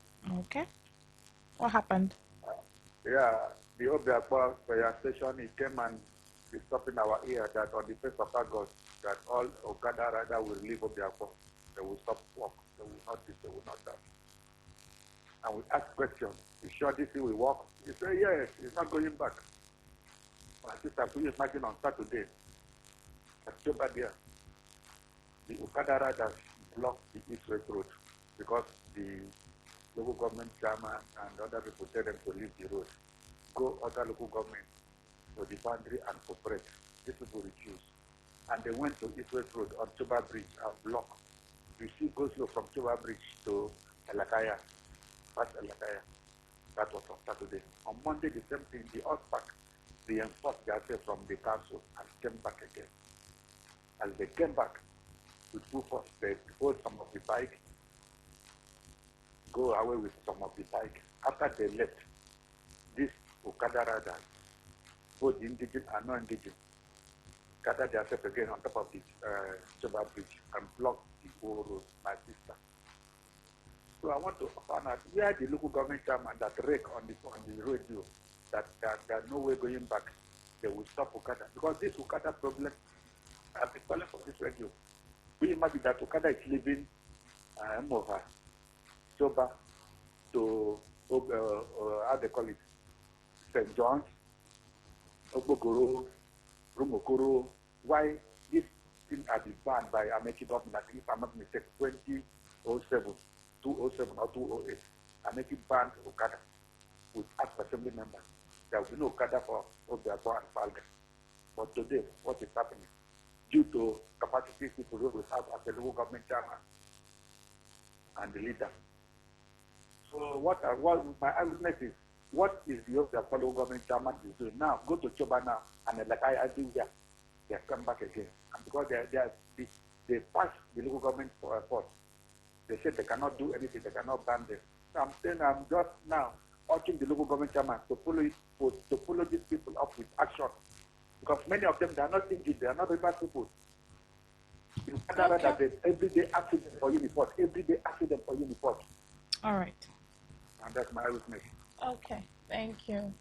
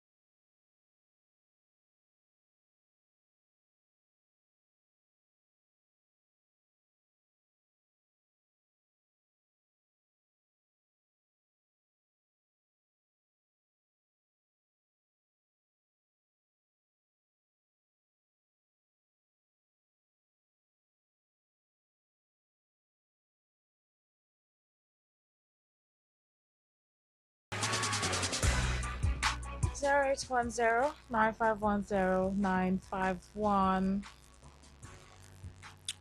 That's the number to call to say what's on your mind, to share your eyewitness report. Maybe it's because of I still have a lot on my mind. That's why it's interfering with the report, the eyewitness report. Good evening. 95.1 FM. Yes, this is Today 95.1 FM. Yes, good evening. Good evening. I choose to remain anonymous. Go on. River State government is taking civil servants that retired after June 2025 for granted. They claim that they are not pensionable, no gratuity.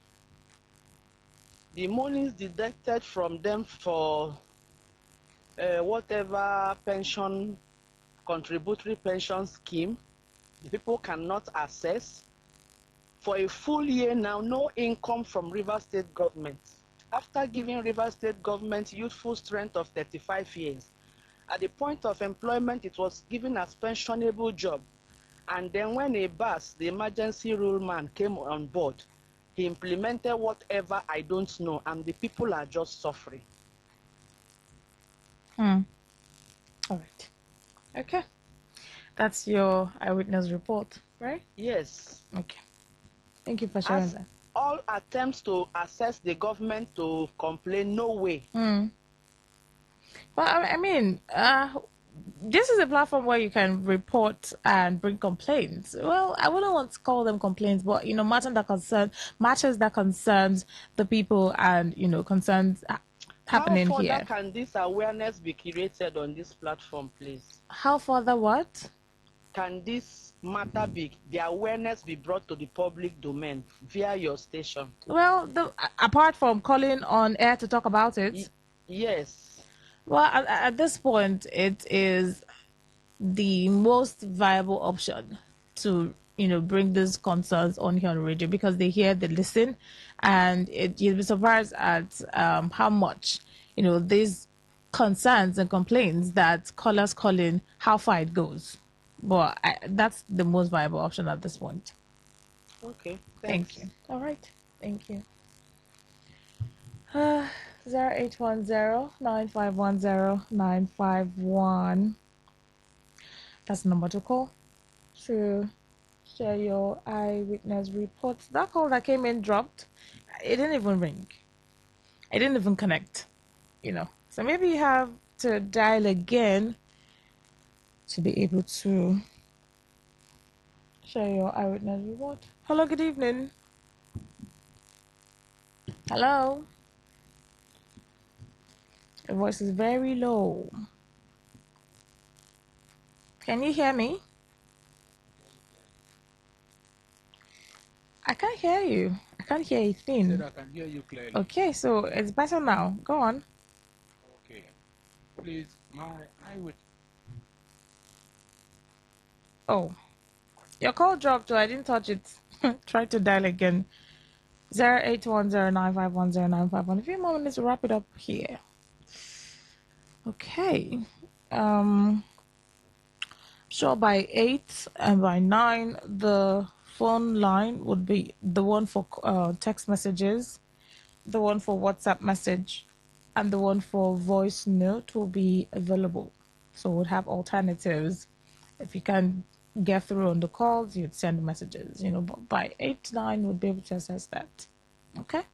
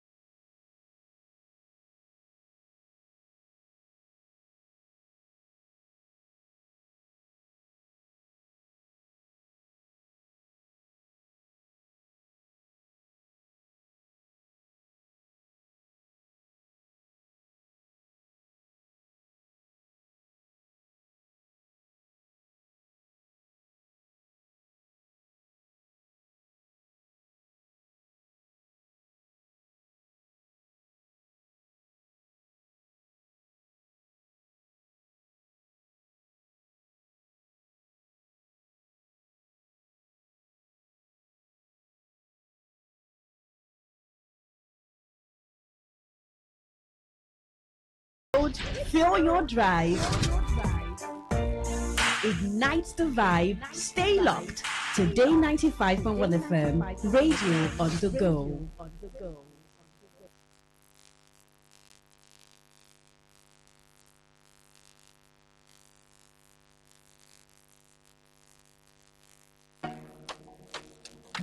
Yeah. Oh. Today FM 95.1 Port Harcourt. Voice of the people. Voice of the people. Hey, rise and shine, it's a brand new day. Today's the station leading the way. Breaking news, sports and talk, keeping every heartbeat on the clock. From Port Harcourt to the world we go, sharing every story you should know. Your voice, your people, your destination. We're not just a station. Today FM 95.1. The voice of the people. Number one. News and sports, talk all day. Keeping rivers on the way. Not just a station. We are the station. Today FM, the pride of the nation. Cross rivers, Bayelsa, Abia too. Akwa Ibom, cross river, we're reaching you. Around the world, we're live online. Every moment, every time. Alberta, your business, make it grow. Millions are listening, let them know. Visit us at Today FM Drive off East West Road, Port Harcourt. Listen, live at your It's 8 o'clock. Check under your crown court. Open for more with Guinness. Anyone left here like here?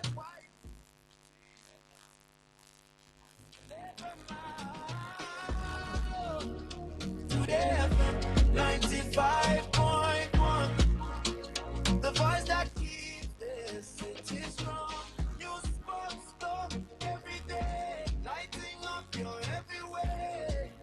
Not just the station. We are the station. Today FM 95.1.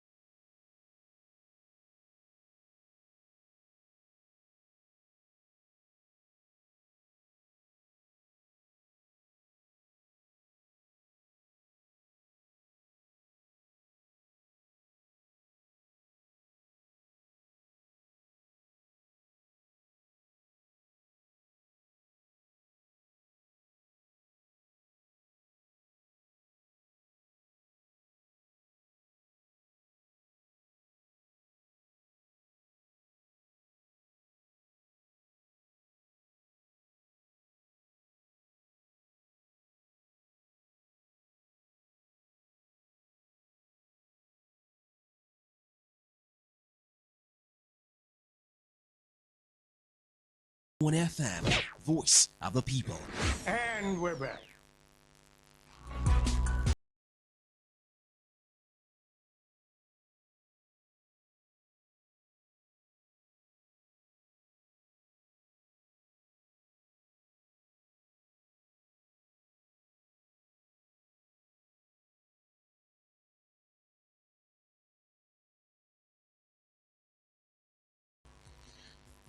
All right. I don't eyewitness reports, and this is for security and you, right? And we know security and you always have a security expert join us on the show, sometimes via on the phone, sometimes in person.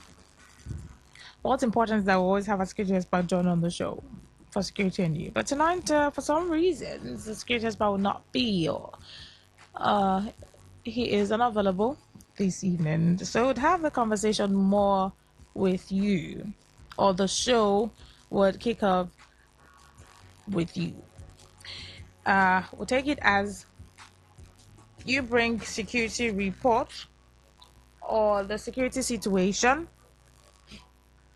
bring them on, and we take note of them, right? Of course, next week Saturday we'll have a security expert on ground to talk about some of the security situation that you bring as updates. So this is more like you're bringing the updates of the security situation or any security situation that you think we should talk about, now or more now than ever.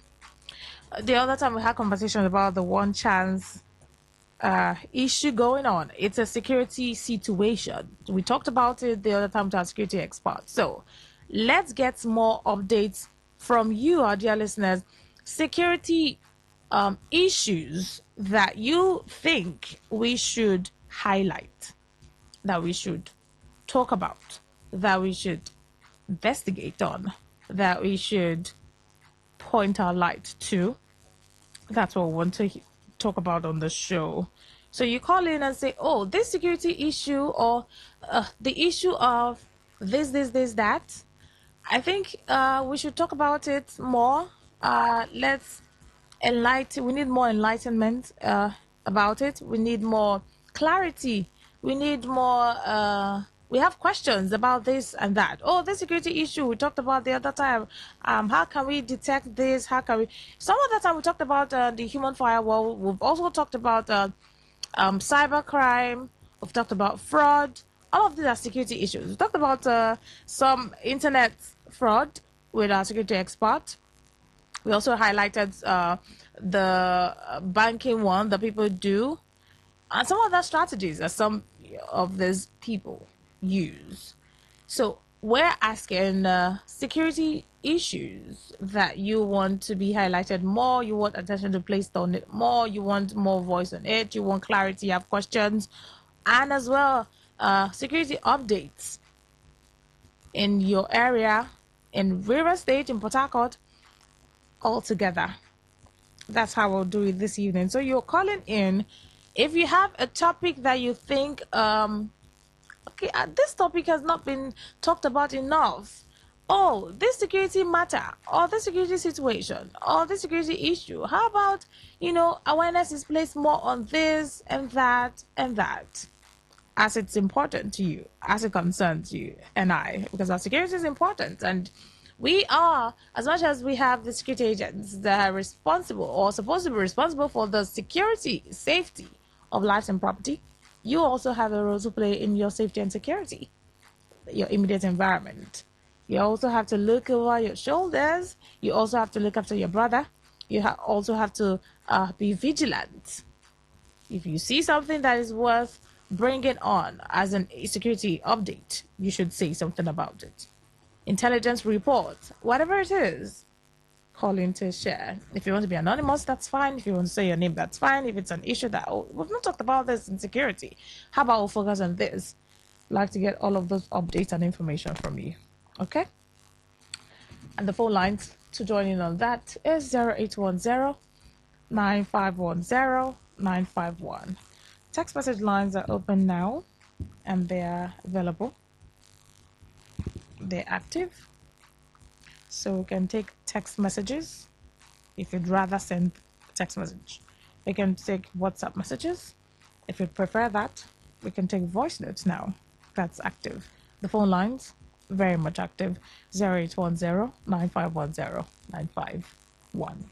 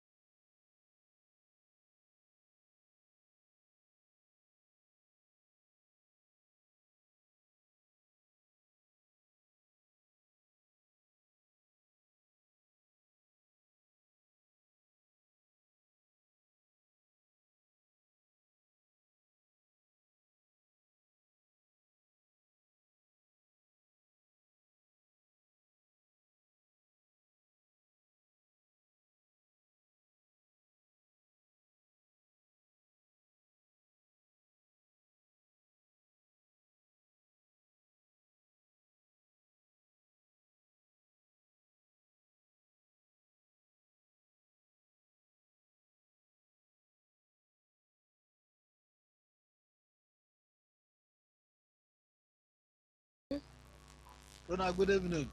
Welcome. This is Chief Solomon. Okay.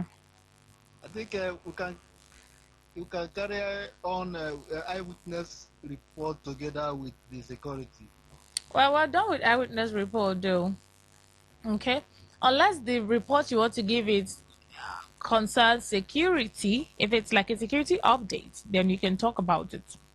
But if it's like an eyewitness report of what is happening here on my community, we're done with eyewitness report at the time. This issue of flood and our town hall, they should come and replace it. That's what I want to say. Okay. And for the area of security, you know, this fencing, people will lay their fence. Yeah. They should permit dwarf fence. Like those low fences? Yes, let government. I heard that it was in the constitution, but nobody is enforcing it.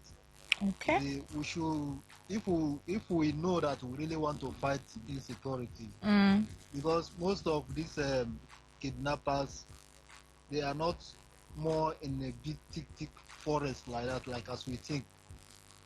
So somebody may just buy land and fence it a very long fencing, and when they tie the person in a tinted glass, you will think maybe they have taken you so far. Maybe if they kidnap you, maybe within Ozoba, hence they tie the person's eyes and put the person into a tinted vehicle.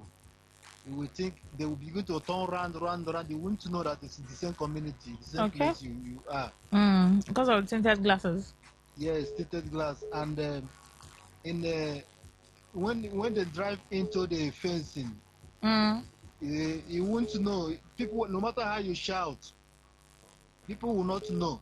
But if they permit the dwarf fence, it will be easy for people to get in if you're in danger. Yes, when somebody passing on the street or on the road can view inside the fence, and the person inside the fence can view outside. Okay.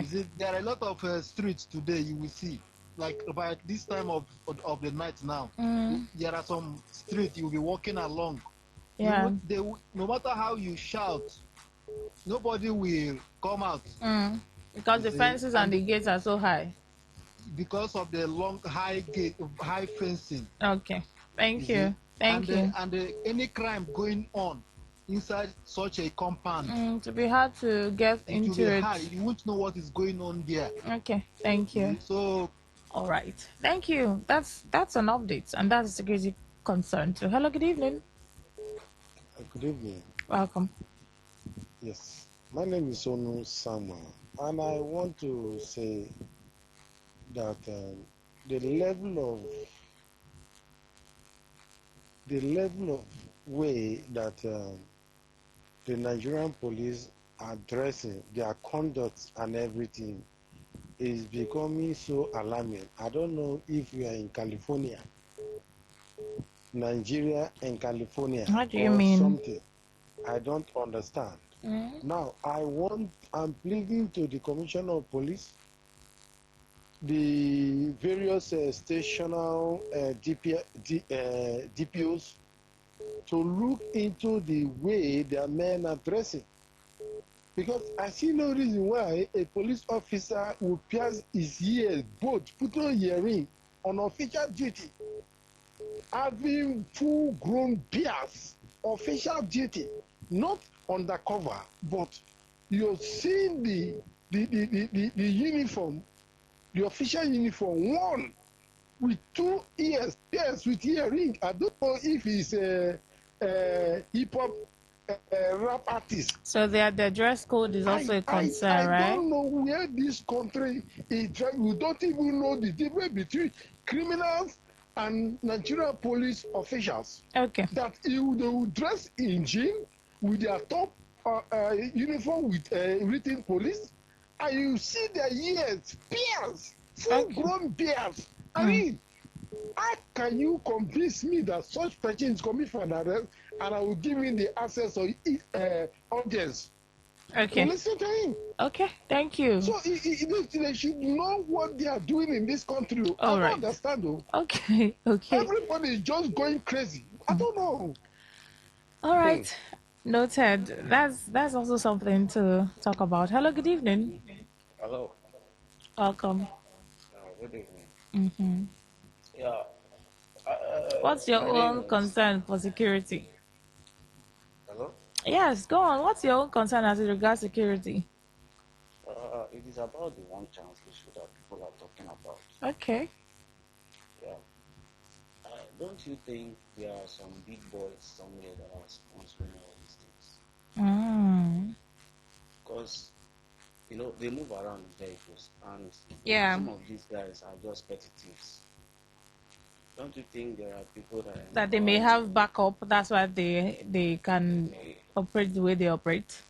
That's just my concern. Okay. This is my even first time of calling. Oh, yeah, first time caller. What's your name? Laifa. Laifa. Yes. All right. Thank you. Thank you for calling in and getting through. I appreciate you. Okay.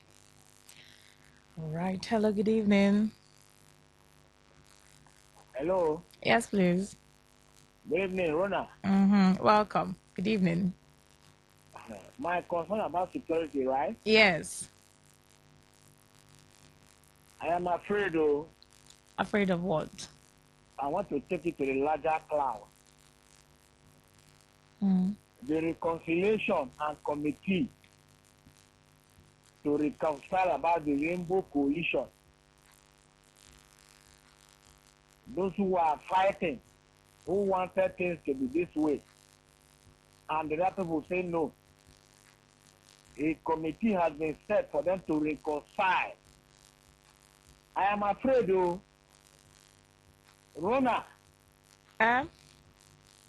Rainbow Coalition. Do you know in geology or in science, rainbow does not exist alone. There is lightning, there is thunder. When rainbow shows up, sometimes the rain will not fall the way we expect. Okay. There will be lightning, and there will be thunder. Okay. How about lightning collision or thunder collision? All right. Rona. So you're afraid of the effects? I am afraid. Let the rainbow collision bring peace. Such that if there's lightning committee or thunder committee, let all of them know that they are nature's gift to. Okay. That is why we put thunder arrestor in our houses. All That's right. why we ate our houses so that the electronics will not burn. We are all one human being born, and we are going to die. Rain will not kill us. I am afraid. Okay. Thank you. Good evening. What's your concern about security? Rona, let me, in addition, I Oh, want you to called add before. Let about me take other security. You see, calls. street lights.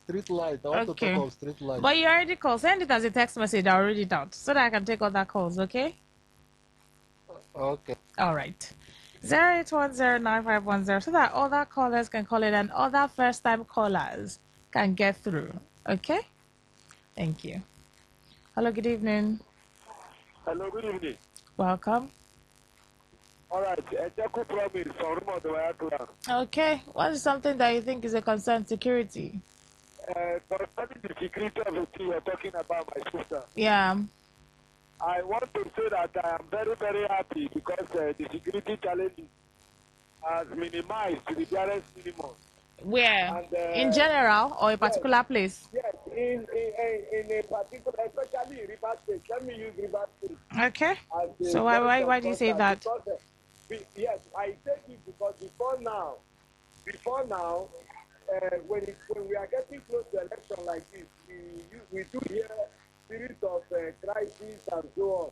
But since the onset of the Rainbow Coalition of today, I will tell you that insecurity and crisis has reduced to the current minimum. In fact, it has reduced drastically. Okay. So I am very happy about it. Right.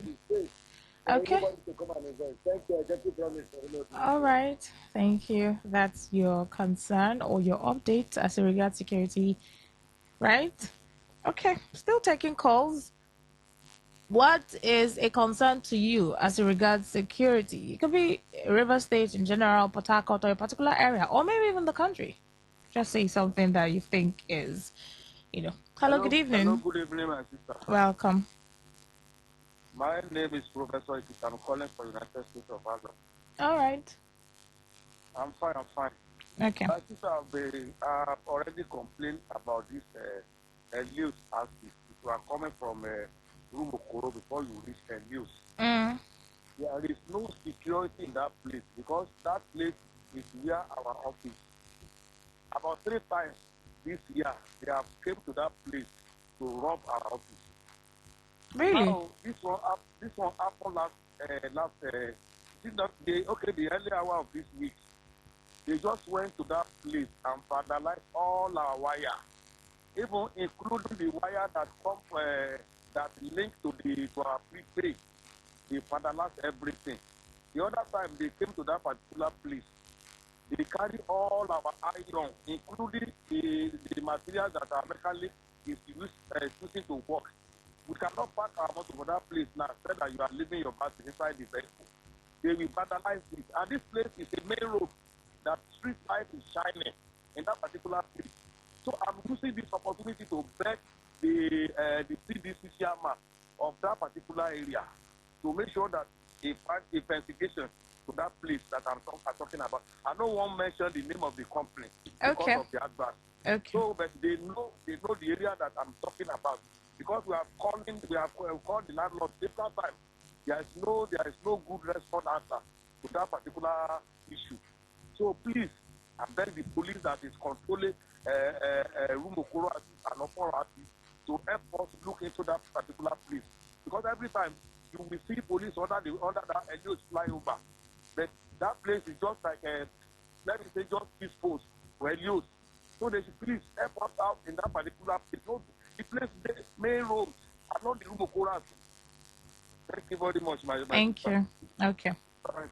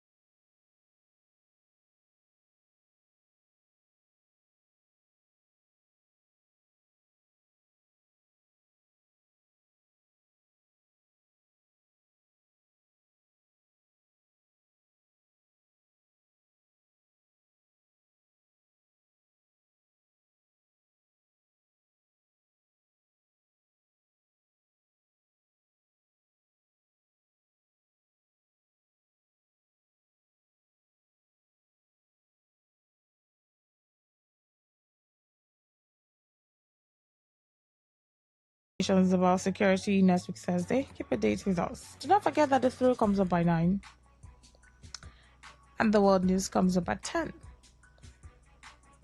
Hello. Good evening. Can you hear me? I can hear you. Good evening. Obina is here. All right, Obina. Okay. I was listening to the boy they called Martin Bishop. He was telling the whole world they have evidence against Juma Mushudo of the State Police Command, the IG there. But I was worried about how the information reached that particular boy. That means police have been compromised. And such high-profile information, then they started listening to the boy against the police officer. I don't know whether you know about the matter because it's everywhere on internet. If the current IG is against Juma Mushud, why is he using this boy called Martin Bishop? They call very dark man, very dark boy or very dark man, anything they call him, I don't care. Yes, if you are against your fellow police officer, how can you be releasing such traits, information that nobody can see to the boy they're calling very dark boy? Okay. Yeah, I've seen that issue. I've seen that matter. But police is doing evil against police, which is not good. You know that boy have been living like appreciate all of your calls. Good evening.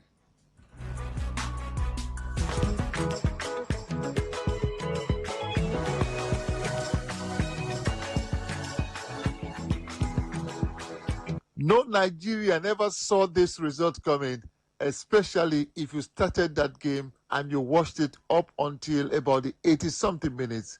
It was such a difficult game. The result does not really tell the story of what happened on Wednesday evening when Nigeria took on down, dead, buried Egyptian women national team. Well, I would take this result anytime, every time, over performance. My name is Godwin Enakana. We have every reason to celebrate at the Super Falcons have hit the quarterfinal where they'll be taking on the Lionesses of Cameroon. Tiger is back, and together we'll do a post-mortem and also take a look at what to expect on Sunday when Nigeria takes on Cameroon. My name is Godwin Enakana's Global Sports Update.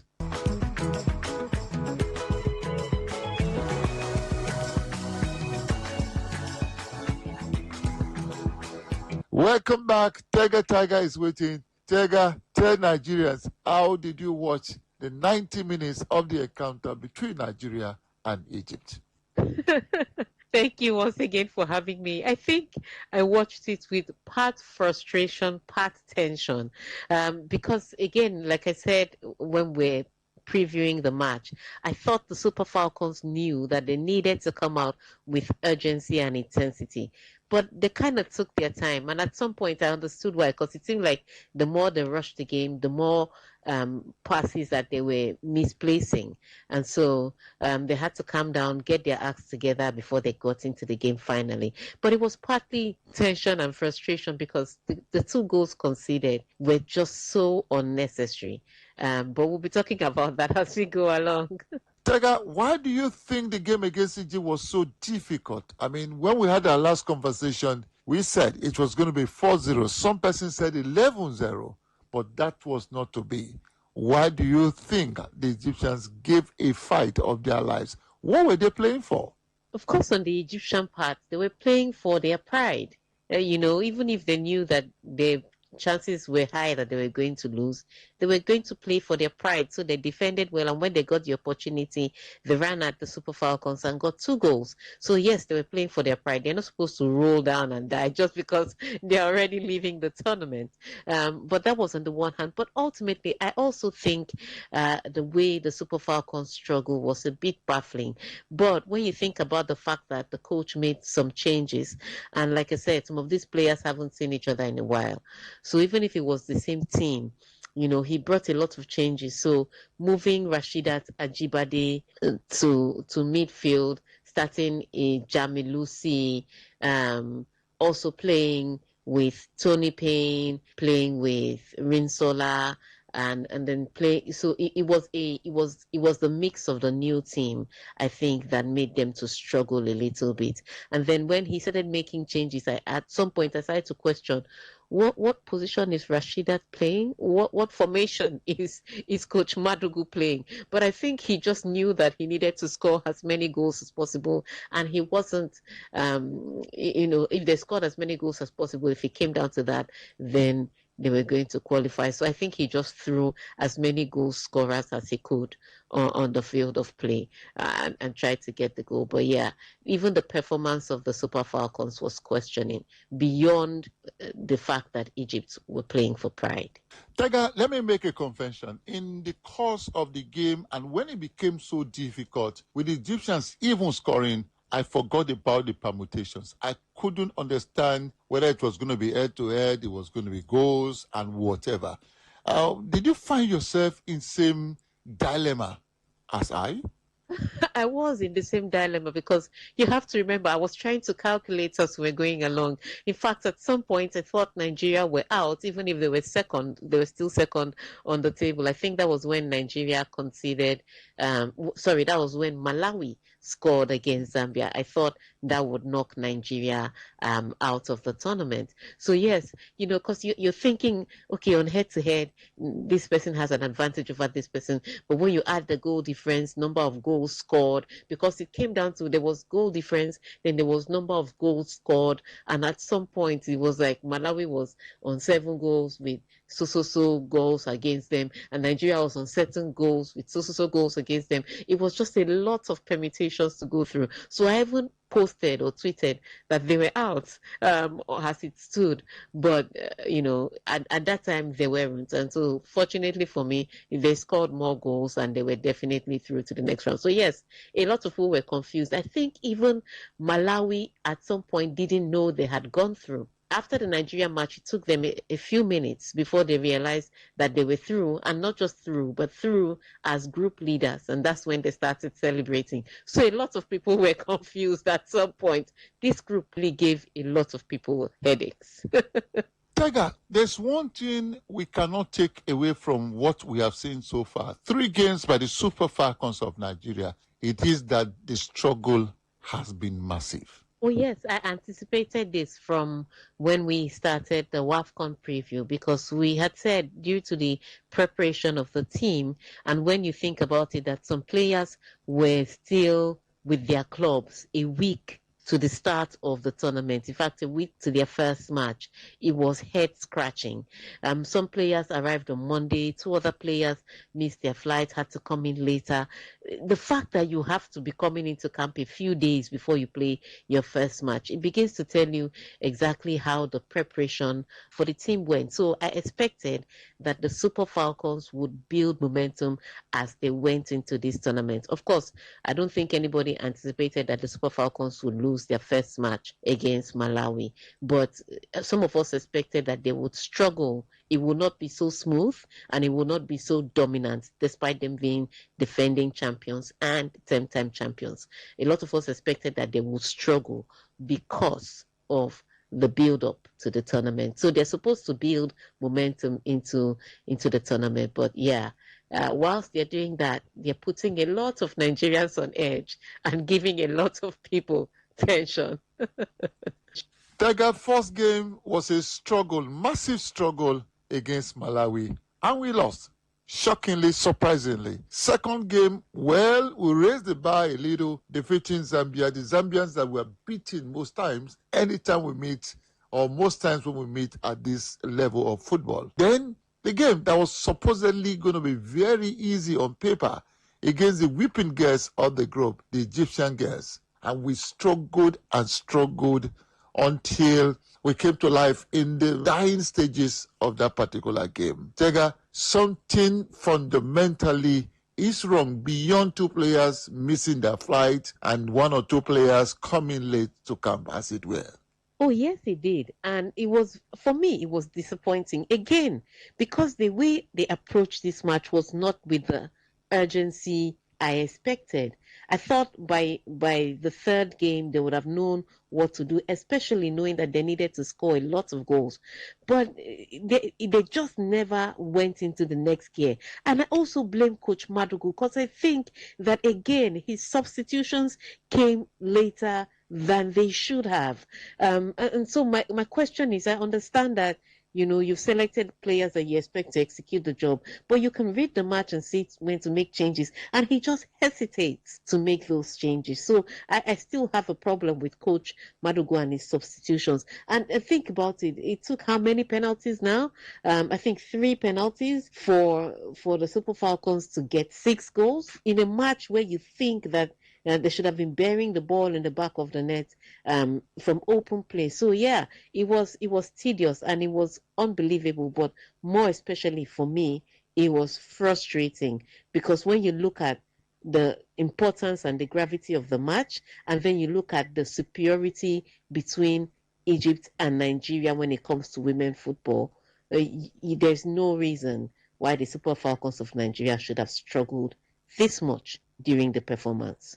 Tega, it must be said that Nigeria is a special country. We don't prepare the way we are supposed to, even though I know that the calendar does not give room for you to have that luxury of preparing unless you are a Moroccan national team, that all your players are at home, as it were. But hey, with little or no preparations, Tega, we still go out there and beat the best who have worked even harder than Nigeria. Some say it's down to the talent that God has given to us. Some say it is down to the never say die attitude of the Nigerian athlete. Do you agree with this?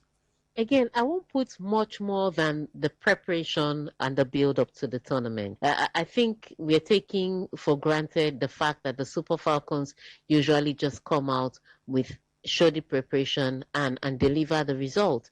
Even when they won their 10th title last year, it wasn't the best of a build up to the tournament, but they had enough time to be together, to stay in camp and do what they needed to do. This time was very different, and other countries are catching up. Countries are saying that they've been in camp, they've been together. You look at teams, how much they've been together, and then you look at what the Super Falcons are doing. It's not a great preparation, and we can't always just wing it to the title.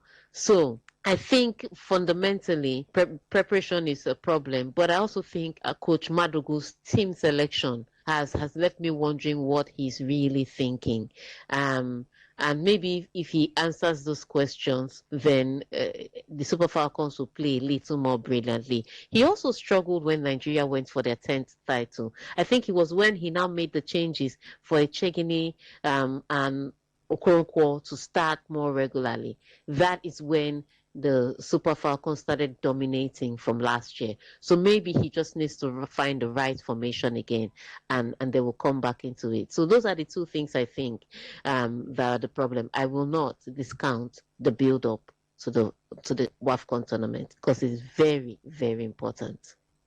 Tega, let's take a look at the Zambians. I mean, they came to the tournament, first game, 6-0 over Egypt. They met Nigeria, they lost by 1-0. We've always beaten them.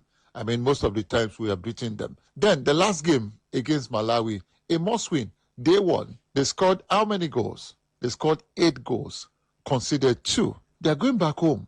Nigeria, that struggled, are in the quarterfinal. Isn't football such a funny business? Yes, football is such a funny business, and especially when it comes down to tie breaks. That's why you have to do all that you know how to do, okay? And I think for Zambia, especially for Zambia, their fate was really in their hands. The Super Falcons, as much as we are bragging now, our faith wasn't really in our hands. Ultimately, Zambia still had the opportunity to beat Malawi convincingly and make it through. So when they had the 2-goal lead, yes, they were good to go. And when they conceded that goal against Malawi, they had more than enough time on the clock to push to get more goals.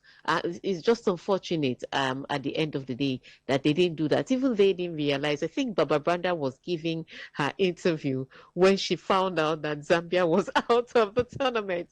What a shock and what a turn the interview would have taken.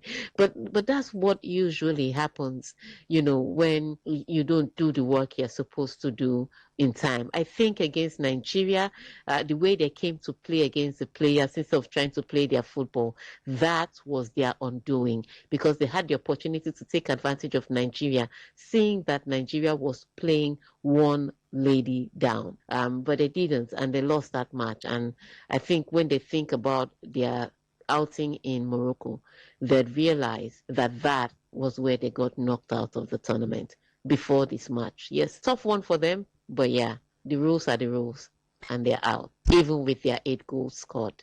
Tiger and yours truly are not done. Remember, this Sunday is going to be Nigeria against Cameroon in the quarterfinal of the African Nations Cup for the women, taking place in Morocco. My name is Godwin Enakana. Take 2 tomorrow to conclude this conversation. Let's keep cruising. God bless Nigeria.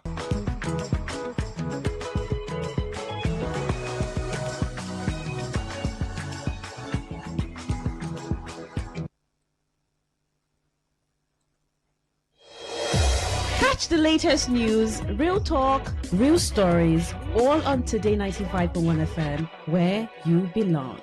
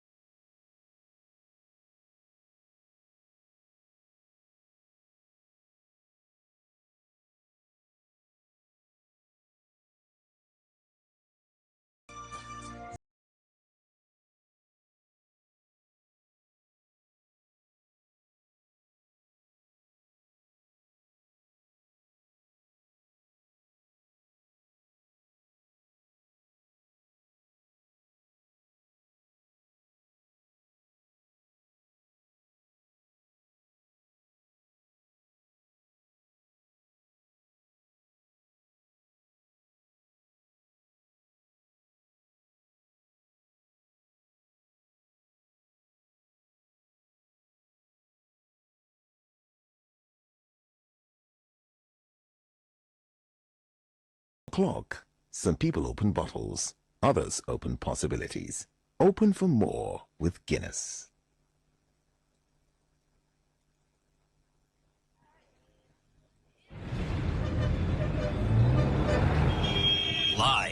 Garden City of Port Harcourt, Nigeria. This is Today 95.1 FM. Get ready to feel the rhythm, the groove, and the true vibes of Africa. This is not just music. This is high life. From the legends to the latest, we're bringing you the best of palm wine grooves, jazzy horns, and soul-stirring melodies. There was a sound that told our stories, a rhythm that made our fathers dance and our mothers smile. Welcome to The Thrill, a musical journey through time where legends live on and new stars shine. Join us from Mondays to Thursdays, 9 p.m. on Today 95.1 FM for the ultimate high life musical show. Don't just listen, feel the music. High life lives here.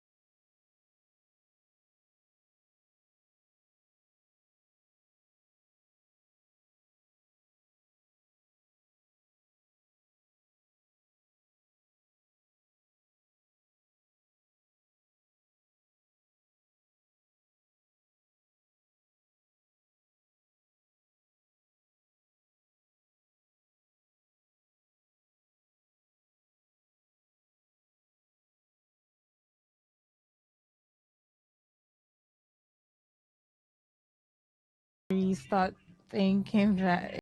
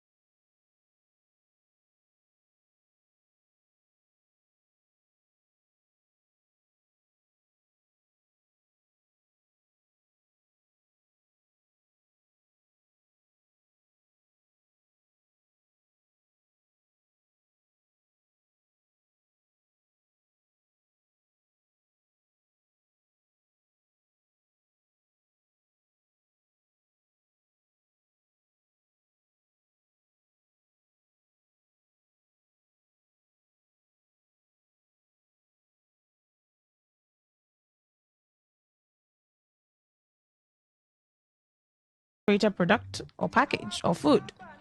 Let me check to be sure that this is good, in good condition to consume.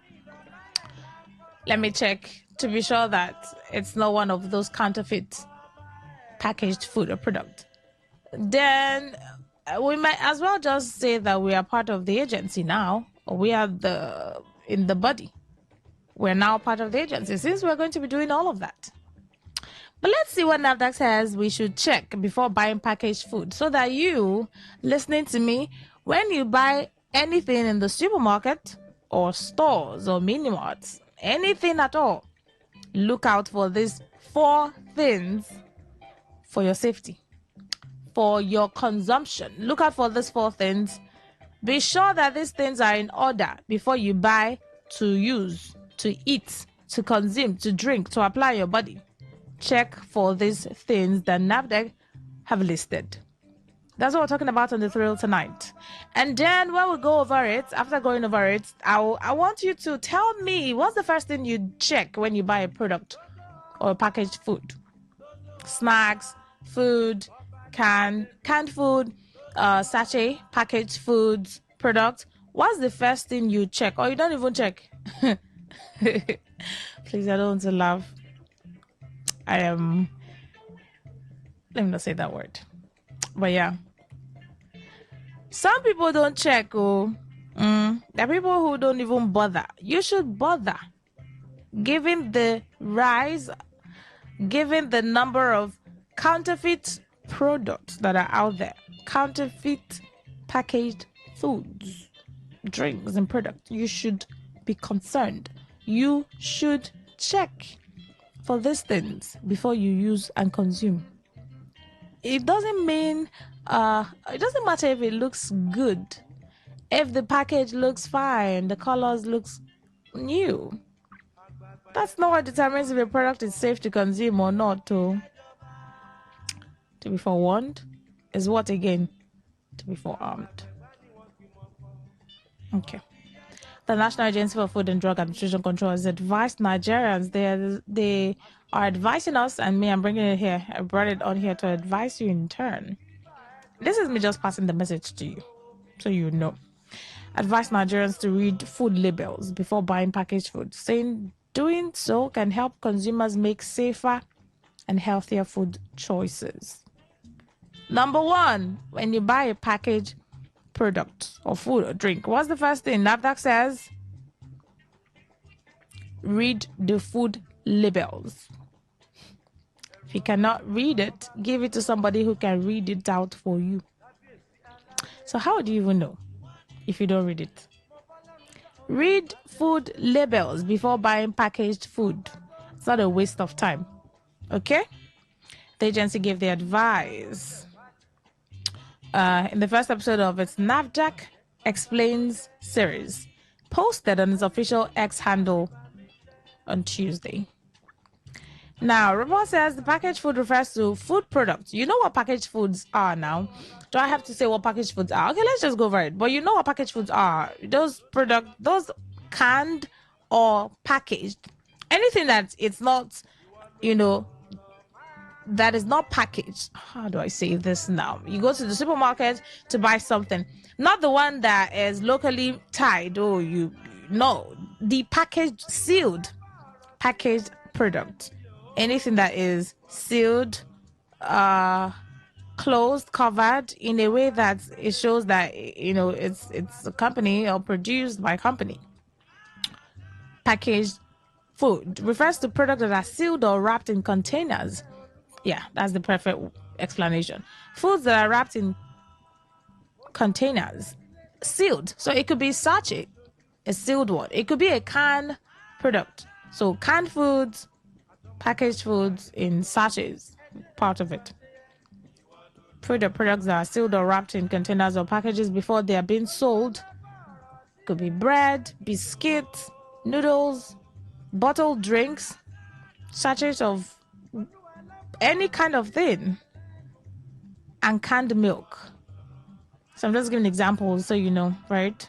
And many others. Now, speaking of video, a food safety expert in NAFDAC's Food Safety and Applied Nutrition Directorate, Abubakar Umar, said consumers should go beyond checking the product's brand before packaging. Go beyond checking the product's brand, packaging, or price for making a purchase. So it's not about the product brand. Oh, this is a household name. It's not about that, though. It's not about the packaging. The color looks good, it looks clean, looks new, or it's cheap, it's affordable. The price is fair. It's not a pricey one, so that makes it safe. That's not how it's judged. When you buy a packaged food, what catches your attention first? This is me asking you. When you buy a packaged food or packaged product or canned food, what catches your attention first? Is it the brand? Is it the picture on the packaging, on the nylon, the sachet, the can, the bottle? What catches your attention first? Is it the brand? Is it the picture on the packaging? Or perhaps the price? Or you check the price. Oh, this is affordable. Say, it's safe. It's cheap. Oh, so it's good. Is that how it's measured? Many of us, that's where we stop. Once you check the package, you see the brand name, check the price, and that's all. You don't go further to check the label to see what's on the food label. That's even more important. The food label is even more important. So that you know what you're consuming, what you're actually eating. You need to know what you're applying in your body. You need to know. According to himself, the food label provides important information that helps consumers make informed decisions for themselves and their families. So when you check the label of the packaged food, whether it's bread, biscuits, cookies, drinks, chocolates, candy, snacks, nuts, berries, fruits, they're packaged fruits, drinks, milk, canned foods, all those canned foods, tins, tomatoes, milk, jam, spread, and whatever it is. When you check the label, it is more information for you. so you know what you're even buying and eating. So he advised that buyers to check the date, making sure that the product is still within its shelf life. Some people don't check expiry dates when they buy product too. Hey, in 2026, you just buy something, you not check expiry date. Why would you check expiry date? That's the first thing I do when I buy something. No? That's how I know if it is expired. If it is expired or it's still within the shelf life. Some products you buy, you don't know that it has expired 2025 or in 2026. So you buy it and you eat it. Or some of these products, there are some product that stays for 5 years without going bad. And it's written on, it's when you check the expiry date and the labels and all those things, that's what you know. And the products that were produced, some things are made in 2025, and they'll write it there. Manufacturing dates usually on these products to show you that, oh, this is when it was produced or manufactured, packaged and sealed and put out there. And you see expiry date, maybe 2030. That way you know that, okay, this product is still within the shelf life. It's still very safe to use or consume or apply. It has a 5 years period. So even this year, next year, the year after, 2 years later, it's still very good to use. If you don't check, how would you know? So what if you buy a product that's expired 2024? Because some of these supermarkets and stores, they still keep products like that because it still looks good and new. So if you don't check, you just buy it and go away with it. I'm going to use an expired product. Who do you blame at that point? Oh, yes. Expired products should not be put out there. Counterfeit products. About expired products, the products that, or packaged foods that are counterfeit. If you don't read all these things, how would you know? If you don't know, you're taking what you're not supposed to take it. Going forward, the next time you pick up a packaged food, take a few seconds to read the label. The next time you buy something, read the label. Start by checking the date. Make sure that the product's within the shelf life. Okay? He also urged consumers to read the ingredients list, especially if they are members of the family need to avoid certain ingredients because of allergies or dietary restrictions. Or maybe you're trying to lose weight, or you're trying to watch your weight, or you're trying to add weight. You know, you just read all those things to know the calories in it. To know, it sounded like, oh, it's too much of a hassle. It's too much of a hassle, actually. Oh, it's too much work. It's important to, so you know some of the things that the packaged food was made of. You know, you see the nutrition value, the information, provide details on the nutrients, you know, the amount of sugar in that thing, salt, fat, protein. All of this is important. If you take a moment to read the nutrition information on nutrition facts panel, it tells you about the nutrients in that packaged food or product that you want to use or eat. And that will help you make better choices that will support your health, depending on what you are looking for. Right? Yeah. Now, the food safety expert also stressed the importance of confirming the NAFDAC registration number on packaged foods. Or NAFDAC registration number. If you buy anything, packaged food or canned or tin, and it does not have NAFDAC registration number, just don't buy it. Even if it looks good, even if it looks clean, whew, even if it looks well put together. Oh, there's a brand name, it looks shiny. If it doesn't have NAFDAC registration number on the packaged foods, do not proceed to buy it. Now, in addition, you should also look for the NAFDAC registration number, which indicates that these products have gone through NAFDAC's registration process before being placed on the market shelves. So if there's no NAFDAC number, it means that these products have not gone through NAFDAC registration process. And if something has not gone through that process, it means that it has not been approved as safe to consume. So if it's not been approved as safe to consume, why should you consume it? You have no business buying such a thing. Okay? Now, the agency noted, NAFDAC says, spending a few seconds to read the food labels could help consumer make informed choices. If you cannot read it yourself, give it to somebody who can read it for you to read it out to you. A few seconds spent reading the label can help you make informed choices and decisions for yourself and your family. The statement stay read. Umar concluded with a reminder to consumers. So before you buy it, read it. And before you eat it, understand it. Until next time, stay informed, stay safe. That's like the summary of the whole report. Which brings us to the question of when you buy packaged food, when you buy products that are sealed, packaged, or canned, or in tins, what is the first thing you look at? How many of you check expiry date when you buy something? And there are some packaged foods that are not, that the expiry date is not long. It's like 2 weeks, especially gala. Sausage roll. Yeah, actually, sausage roll. Sausage roll doesn't have a long shelf life. It usually expires in 2 weeks after production date or manufacturing date.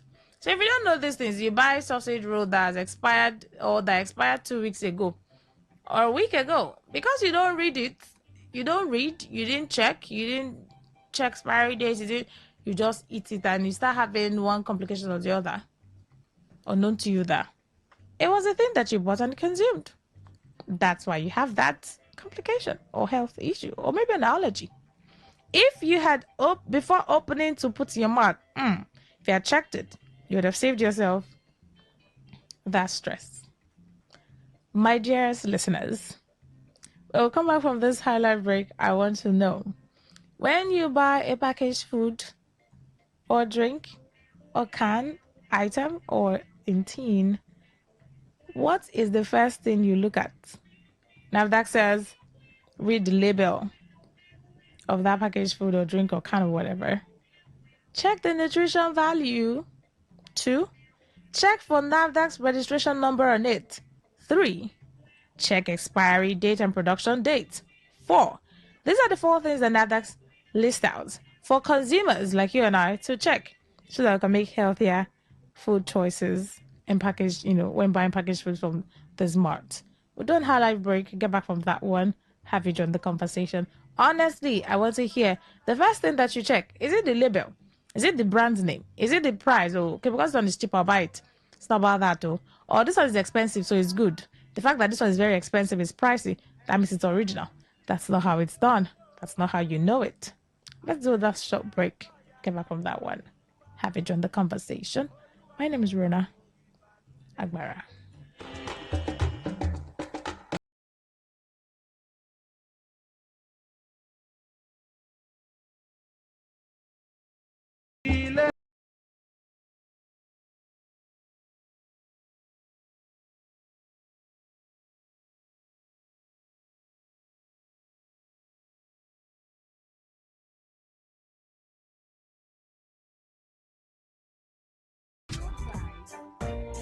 Ignites the vibe. Stay locked. Today 95.1 FM. Radio on the go.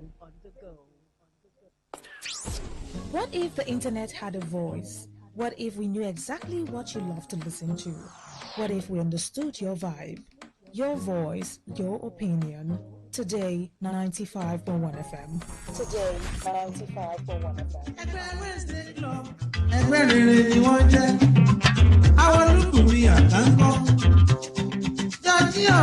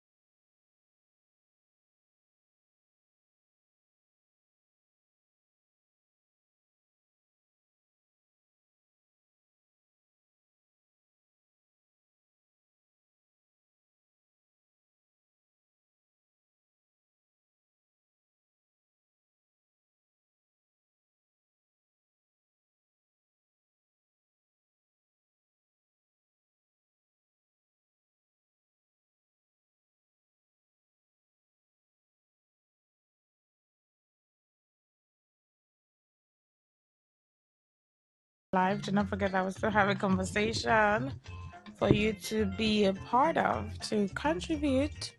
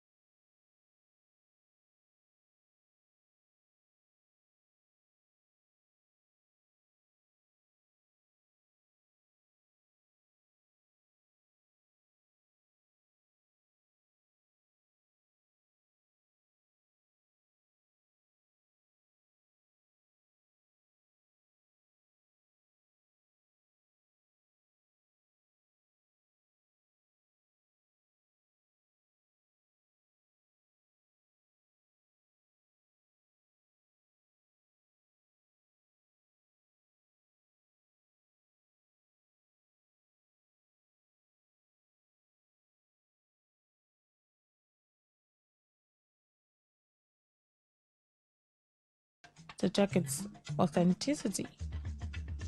Do you check expiry date and manufacturing production date?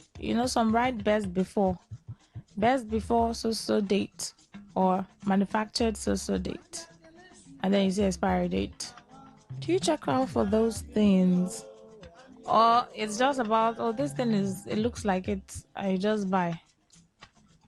Is that how you run your own? I want to hear. I want to know what it's like for you. When you buy a packaged product or food, what's the first thing you look at? Or what's the first thing you check? Or you don't even check at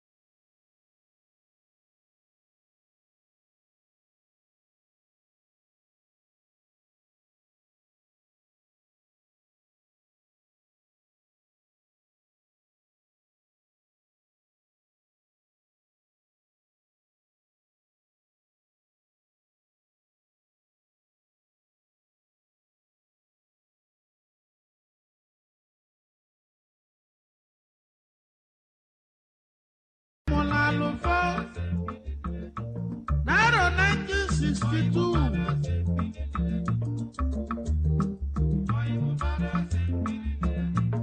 Nana di sube nana barao.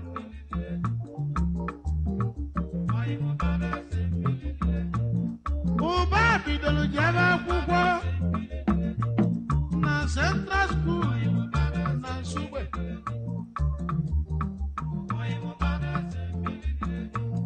Oba sile pass ya. Ibo na dena pedo na mada kabri yambu.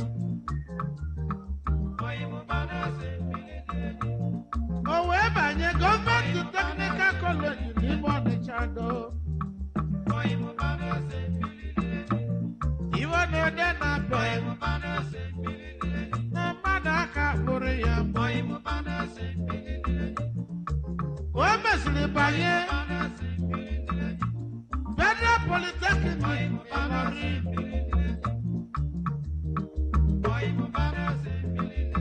Even a dena beno na mada kaburi ya ubane se wa mama.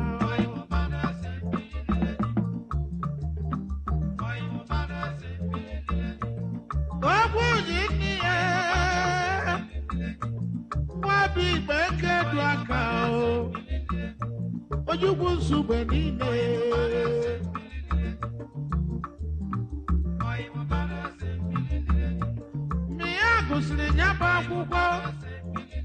No be even no na akwụkwọ na Polytechnic Kante University of California. Tinye ya doctorate degree. Onye ma ọba na-esebe ọkaka.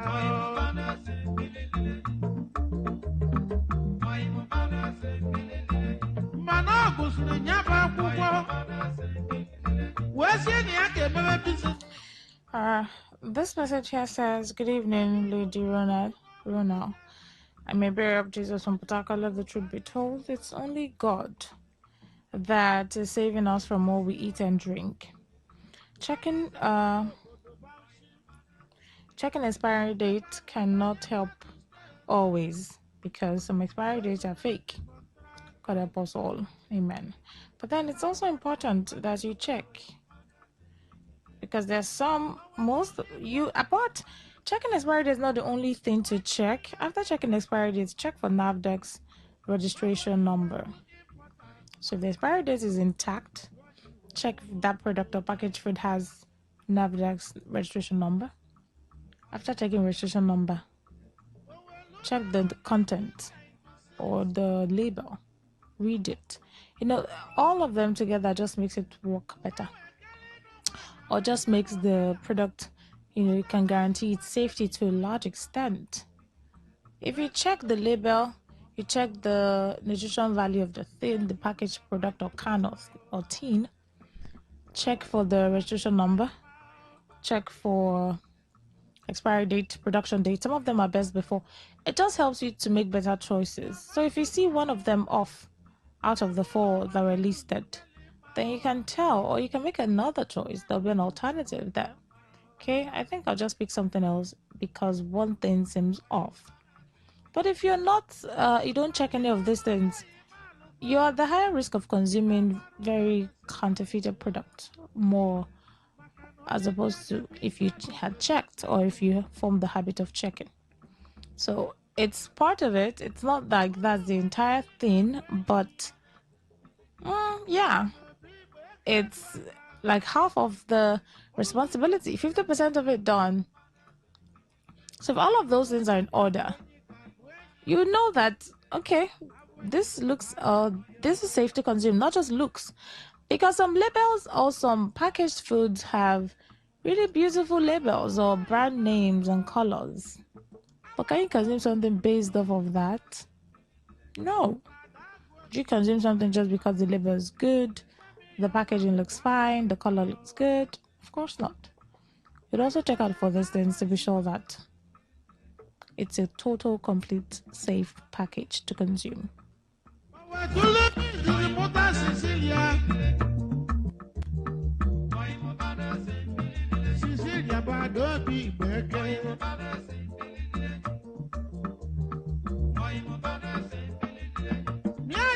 Ọlụlụ Sonde obi gbeke, eze nne ya na nsugbe niile. Mana Sonde obi gbeke, n'ọnya tọrọ ọkwa nata. Ada obi gbeke, abụta ọkwa bịara, adamụnụ kadịrị gị mma. Ọkwa ata tọrọ Ibanugo bi gbeke. Oye mi baki bagwa mama.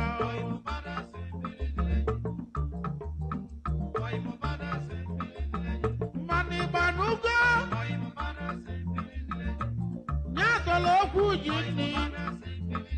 Okujini obi gbeke.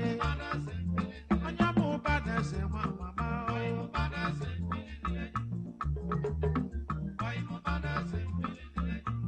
Mana bi gbeke duaka. Ọnụrụ nwanyị ito. Mana dagu kwasi. Kama vana togu bado iyomo.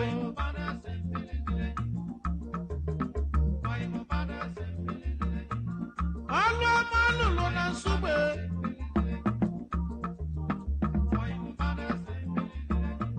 Ọgana enwezi anyị lonye.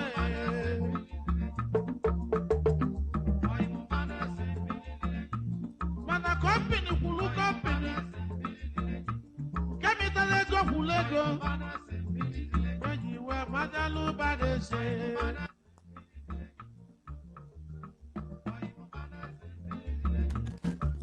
This is more like an enlightenment to you, my dear listener, that when next you want to purchase a packaged product, food, drink, snacks, biscuits, bread, whatever it is, as long as it's packaged, it's sealed, check for these things, all right? Just check. If you can't read it out, if you can't read it yourself, give it to someone who can read it for you. Check the label, check the nutrition value, check the expiry date. There's no way you check all these things that you would not know if something is off. If the product has all four of these in order and intact, then it's safe to say that it's safe to consume. Now, after putting out all these lists, it's also for your health and your well-being, your overall well-being. So take out time, even if you're rushing. While you're standing in the supermarket or the mini mart or whatever it is that you are buying the thing from, or stores, just look at it. It won't cost so much. Just, it's usually at the back of this product. Yeah, most of those labels and nutrition value are usually at the back of it, or some if it's a can or tin, they'll tell you check the leaflet or check the top of the can or check underneath. You just see it, it's there. So anyone that doesn't have one of these or doesn't have any of it, you should know better not to purchase that. All right, this message said, thanks for the update and God bless you, Rona. Bless you too, and I appreciate you.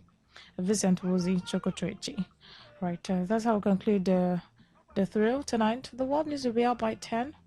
Just stay with us.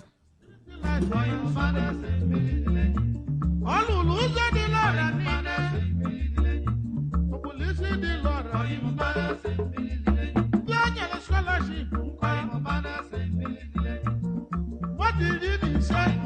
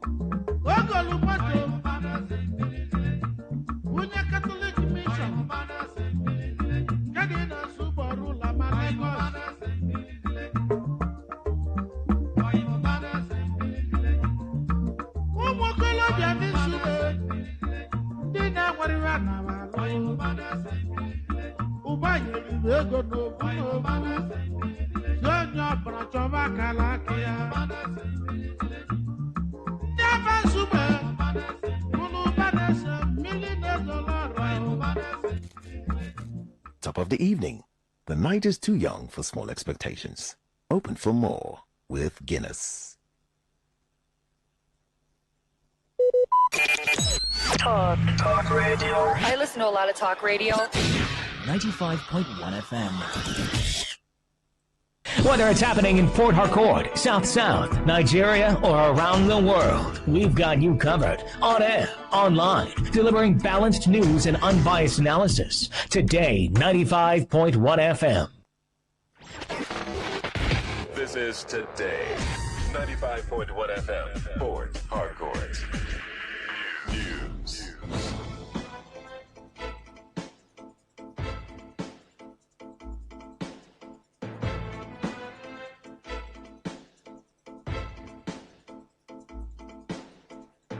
A very good evening to you. This is the World News and Premium Talk Radio to the 95.1 FM Port Harcourt. I'm Rona Agbera. First, the headlines. RAPS Committee summons Education Minister over TVET program. TSS arraigns a retired officer over alleged IPOB involvement. River State Drivers Welfare Club appealed to state government for intervention in persistent harassment of drivers by task force operators. On the foreign scene, Israel carries out drone strike in southern Lebanon. Details shortly. The House of Representatives Committee on Polytechnic and Higher Technical Education has directed the Federal Ministry of Education to submit all documents relating to the implementation of the federal government's Technical and Vocational Education and Training (TVET) program on or before August 18th, 2026. The committee also gave the Minister of Education, Dr. Tsunji Alausa, a final opportunity to personally appear before it on September 17th, 2026, warning that further failure to honor its invitations could attract legislative action. Committee Chairman Kayode Laguda said lawmakers had written several letters to the ministry since January 30th, 2025, requesting information on the implementation of the TVET program. He expressed disappointment that the minister neither appeared before the committee nor sent a representative despite repeated invitations.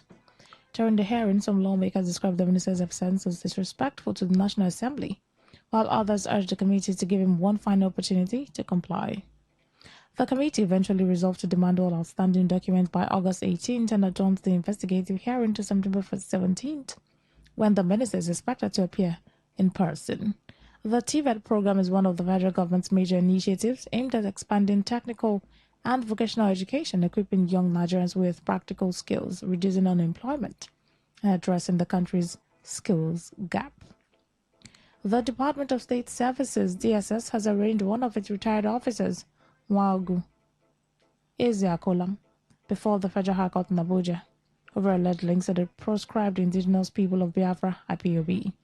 The defendant appeared before Justice Mohammed Umar on a 4-count charge filed by the Director of Public Prosecutions of the Federation, Rotimi Oyedepo, Senior Advocate of Nigeria. The charges include allegedly providing support to IPOB, joining the proscribed group, and using social media to promote its activities. According to the prosecution, the alleged offences were committed between 2025 and 2026 and are punishable under the Terrorism Prevention and Prohibition Act 2022. As well as the Cybercrimes Act. Ezeakolam pleaded not guilty to all the charges following an application by the defense to file a bail request. Justice Mohammed Umar fixed October 29th for the commencement of trial and ordered that the defendant be remanded at the Kuje Correctional Center pending the hearing of his bail application. The allegations are those of the prosecution, and the defendant is presumed innocent unless proven guilty by the court. The Inspector General of Police, Olatunji Disu, says the committee that developed the framework for the proposed state police system studied policing models in India, the United States, and Pakistan before submitting the recommendations. Speaking at a workshop on state policing in Abuja, Disu said the committee carried out extensive comparative research to develop a framework suitable for Nigeria. The Inspector General said the federal government has resolved to establish state police, adding that the Nigerian Police Force has a responsibility to support the process. According to Disu, the police committee committed the initial framework within 17 days, despite starting after the Nigerian Governors Forum had concluded its own assignment. The Inspector General therefore urged participants to examine the proposed framework critically and make constructive contributions to strengthen it. You're listening to the World News on Today 95.1 FM, Voice of the People. After the break, more news, foreign and sports stories. To stay with us.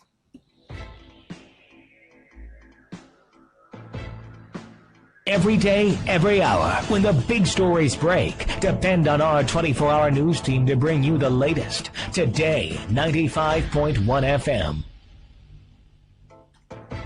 Thanks for staying with us now. The rest of our stories. The Drivers Welfare Club, River State chapter, has called on River State government to urgently intervene in what it described as a persistent harassment of commercial drivers by persons parading themselves as tax force operatives. The appeal comes after one of its members, simply identified as Kende, was allegedly beaten by the tax force and is currently in a critical condition. The secretary of the Drivers Welfare Club, River State chapter, Ogba Afam, who spoke on behalf of aggrieved members during a visit to Today FM 95.1 office, said commercial drivers have endured years of intimidation despite their contribution to the state's transport sector and internally generated revenue. Government needs to do something and urgently to appease the drivers. First of all, by bringing the perpetrators of this act to book, let us be sure and confirm that this person is in a police custody where we can confirm that this person or this person perpetrated this. Then having confirmed that, then let the law take its full course. Now the next line of action is, what do we do to checkmate these excesses or these persons who parade themselves as task force? Then let us also know if they are truly commissioned by the government to operate. It is not just in Choba, Alakaya, Rumosi, Rumokoro. It extends up to LMA Junction. AFAM warned that if the River State government fails to address the alleged harassment and intimidation of drivers by the task force, members of the association may be forced to confront the operatives. In our own case now, we that are supposed to be treated with reference and decency are being treated like slaves in our own lands. It's giving us a very serious concern. If after today we see tax force on the road and nothing is done about it, we may be compelled to confront them. Please put this on record that if after today nothing is done to checkmate the excesses over and against us, we may be compelled to confront them.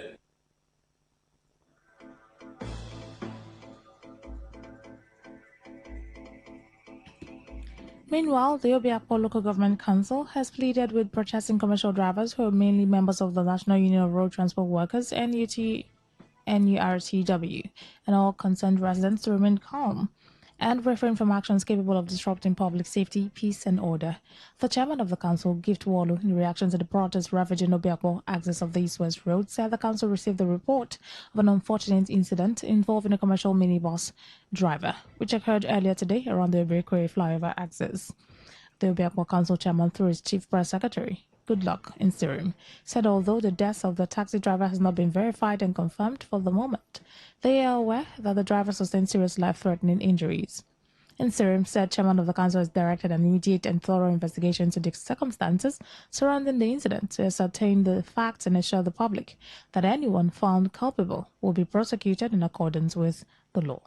The injured man was actually in his duty post as a tricycle operator this morning, and then some task force members came to, of course, collect their daily levies, and somehow that argument ensued, and the man was on his way, or the man was trying to, escape from the scene, and then he was knocked down by a moving vehicle. As at this moment, we can't, authoritatively say that the man, has passed on, but that's exactly the reason why they are protesting, and I'm aware that they are mounting roadblocks somewhere at Rumosi Junction, and then the Choba axis of the East-West Road is also blocked as I speak to you. And so this is the council pleading with them to please vacate the road.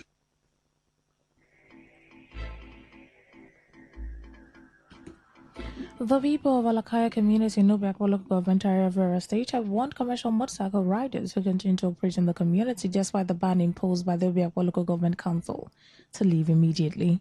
Speaking to Today FM's Priye Zogu, the traditional leader, His Royal Highness Eze Vincent Onuigwe, questioned why some riders were still entering the community in defiance of the directive by the chairman of Obiakpo local government area, Gift Walu. He called on security agencies to intensify enforcement by arresting anyone violating the order.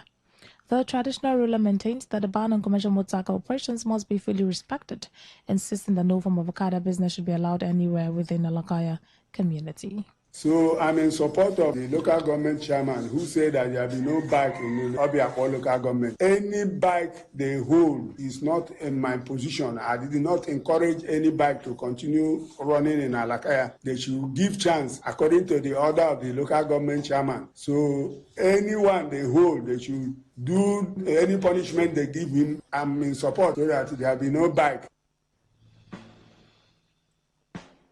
Also speaking, the chairman of the Alakaya Community Development Committee, Dandison Benson, said the community would not hesitate to establish a task force to complement the efforts of the local government in enforcing the ban. Benson stressed that the proposed task force would ensure strict compliance with the directive, warning that anyone found operating commercial motorcycles in the community would face the law.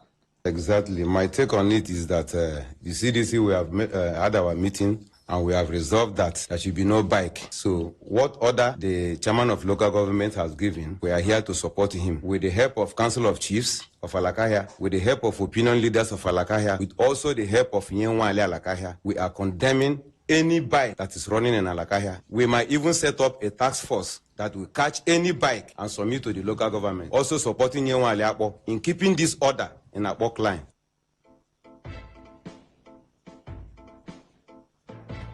The paramount ruler of Akpajo community in the local government area of River State, His Royal Highness King Emera Fineman Olumuwe, has insisted that he remains the traditional leader of the communities entrusted and declared by the people. King Fineman Olumuwe, who was reacting to claims by those he described as mischievous elements, parading as leaders of the community, urged members of the public, particularly the Akpajo people, not to be dismayed by some elements of mischief makers. Addressing newsmen at his palace in Akpajo, King Emera Fineman Olumuwe narrated how he was first coronated as regent of the community after the passing away of the former paramount ruler, a position he occupied a year and 6 months before the entire community selected him as substantive monarch and was subsequently coronated over 5 years ago. The Akpajo monarch, while receiving the 3 traditional items that empowers anyone to be recognized as the paramount ruler of the community, have remained in his possession, warning those attempting to cause crisis over traditional issues, especially one Sunday, to desist forthwith and allow peace to remain in the community. The wisdom of God when Wellington passed on the 4th day of March 2019, the Akpajo Council of Chiefs now bring me up, put me, elect me to be the regent, which I was 1 year, 6 months and 2 weeks. The reason was that because of the COVID, you cannot sit so long. When the COVID came down, I assembled the community in their numbers, and they now ask everybody that is interested on the throne to bid up and come up for it, which I also do. At the end of the day, I won them, and I was coronated. The paramount ruler of Akpajo community accused those claiming leadership of only interested in selling properties belonging to the community, including land, maintain the leadership comes from God Almighty, and advised the people should destroy their inheritance from their forefathers. They are turning it to be Akpajo as a community, as an enterprise, using it to loot and suck people money from them and all that. And my advice to all of us indigenous of Akpajo, leadership comes from God. If it's not your turn today, it can be your turn tomorrow. Don't destroy what God has put together. This our unity is important. Let us ask ourselves a question. What society or community do we want to hand over to our younger ones? That we cannot teach them the truth? We can't tell them this is not good. The only average Akpajo boy now is give me, I go collect. And look for problem, matching grant and all that. That is the only thing they know. Or go and kill.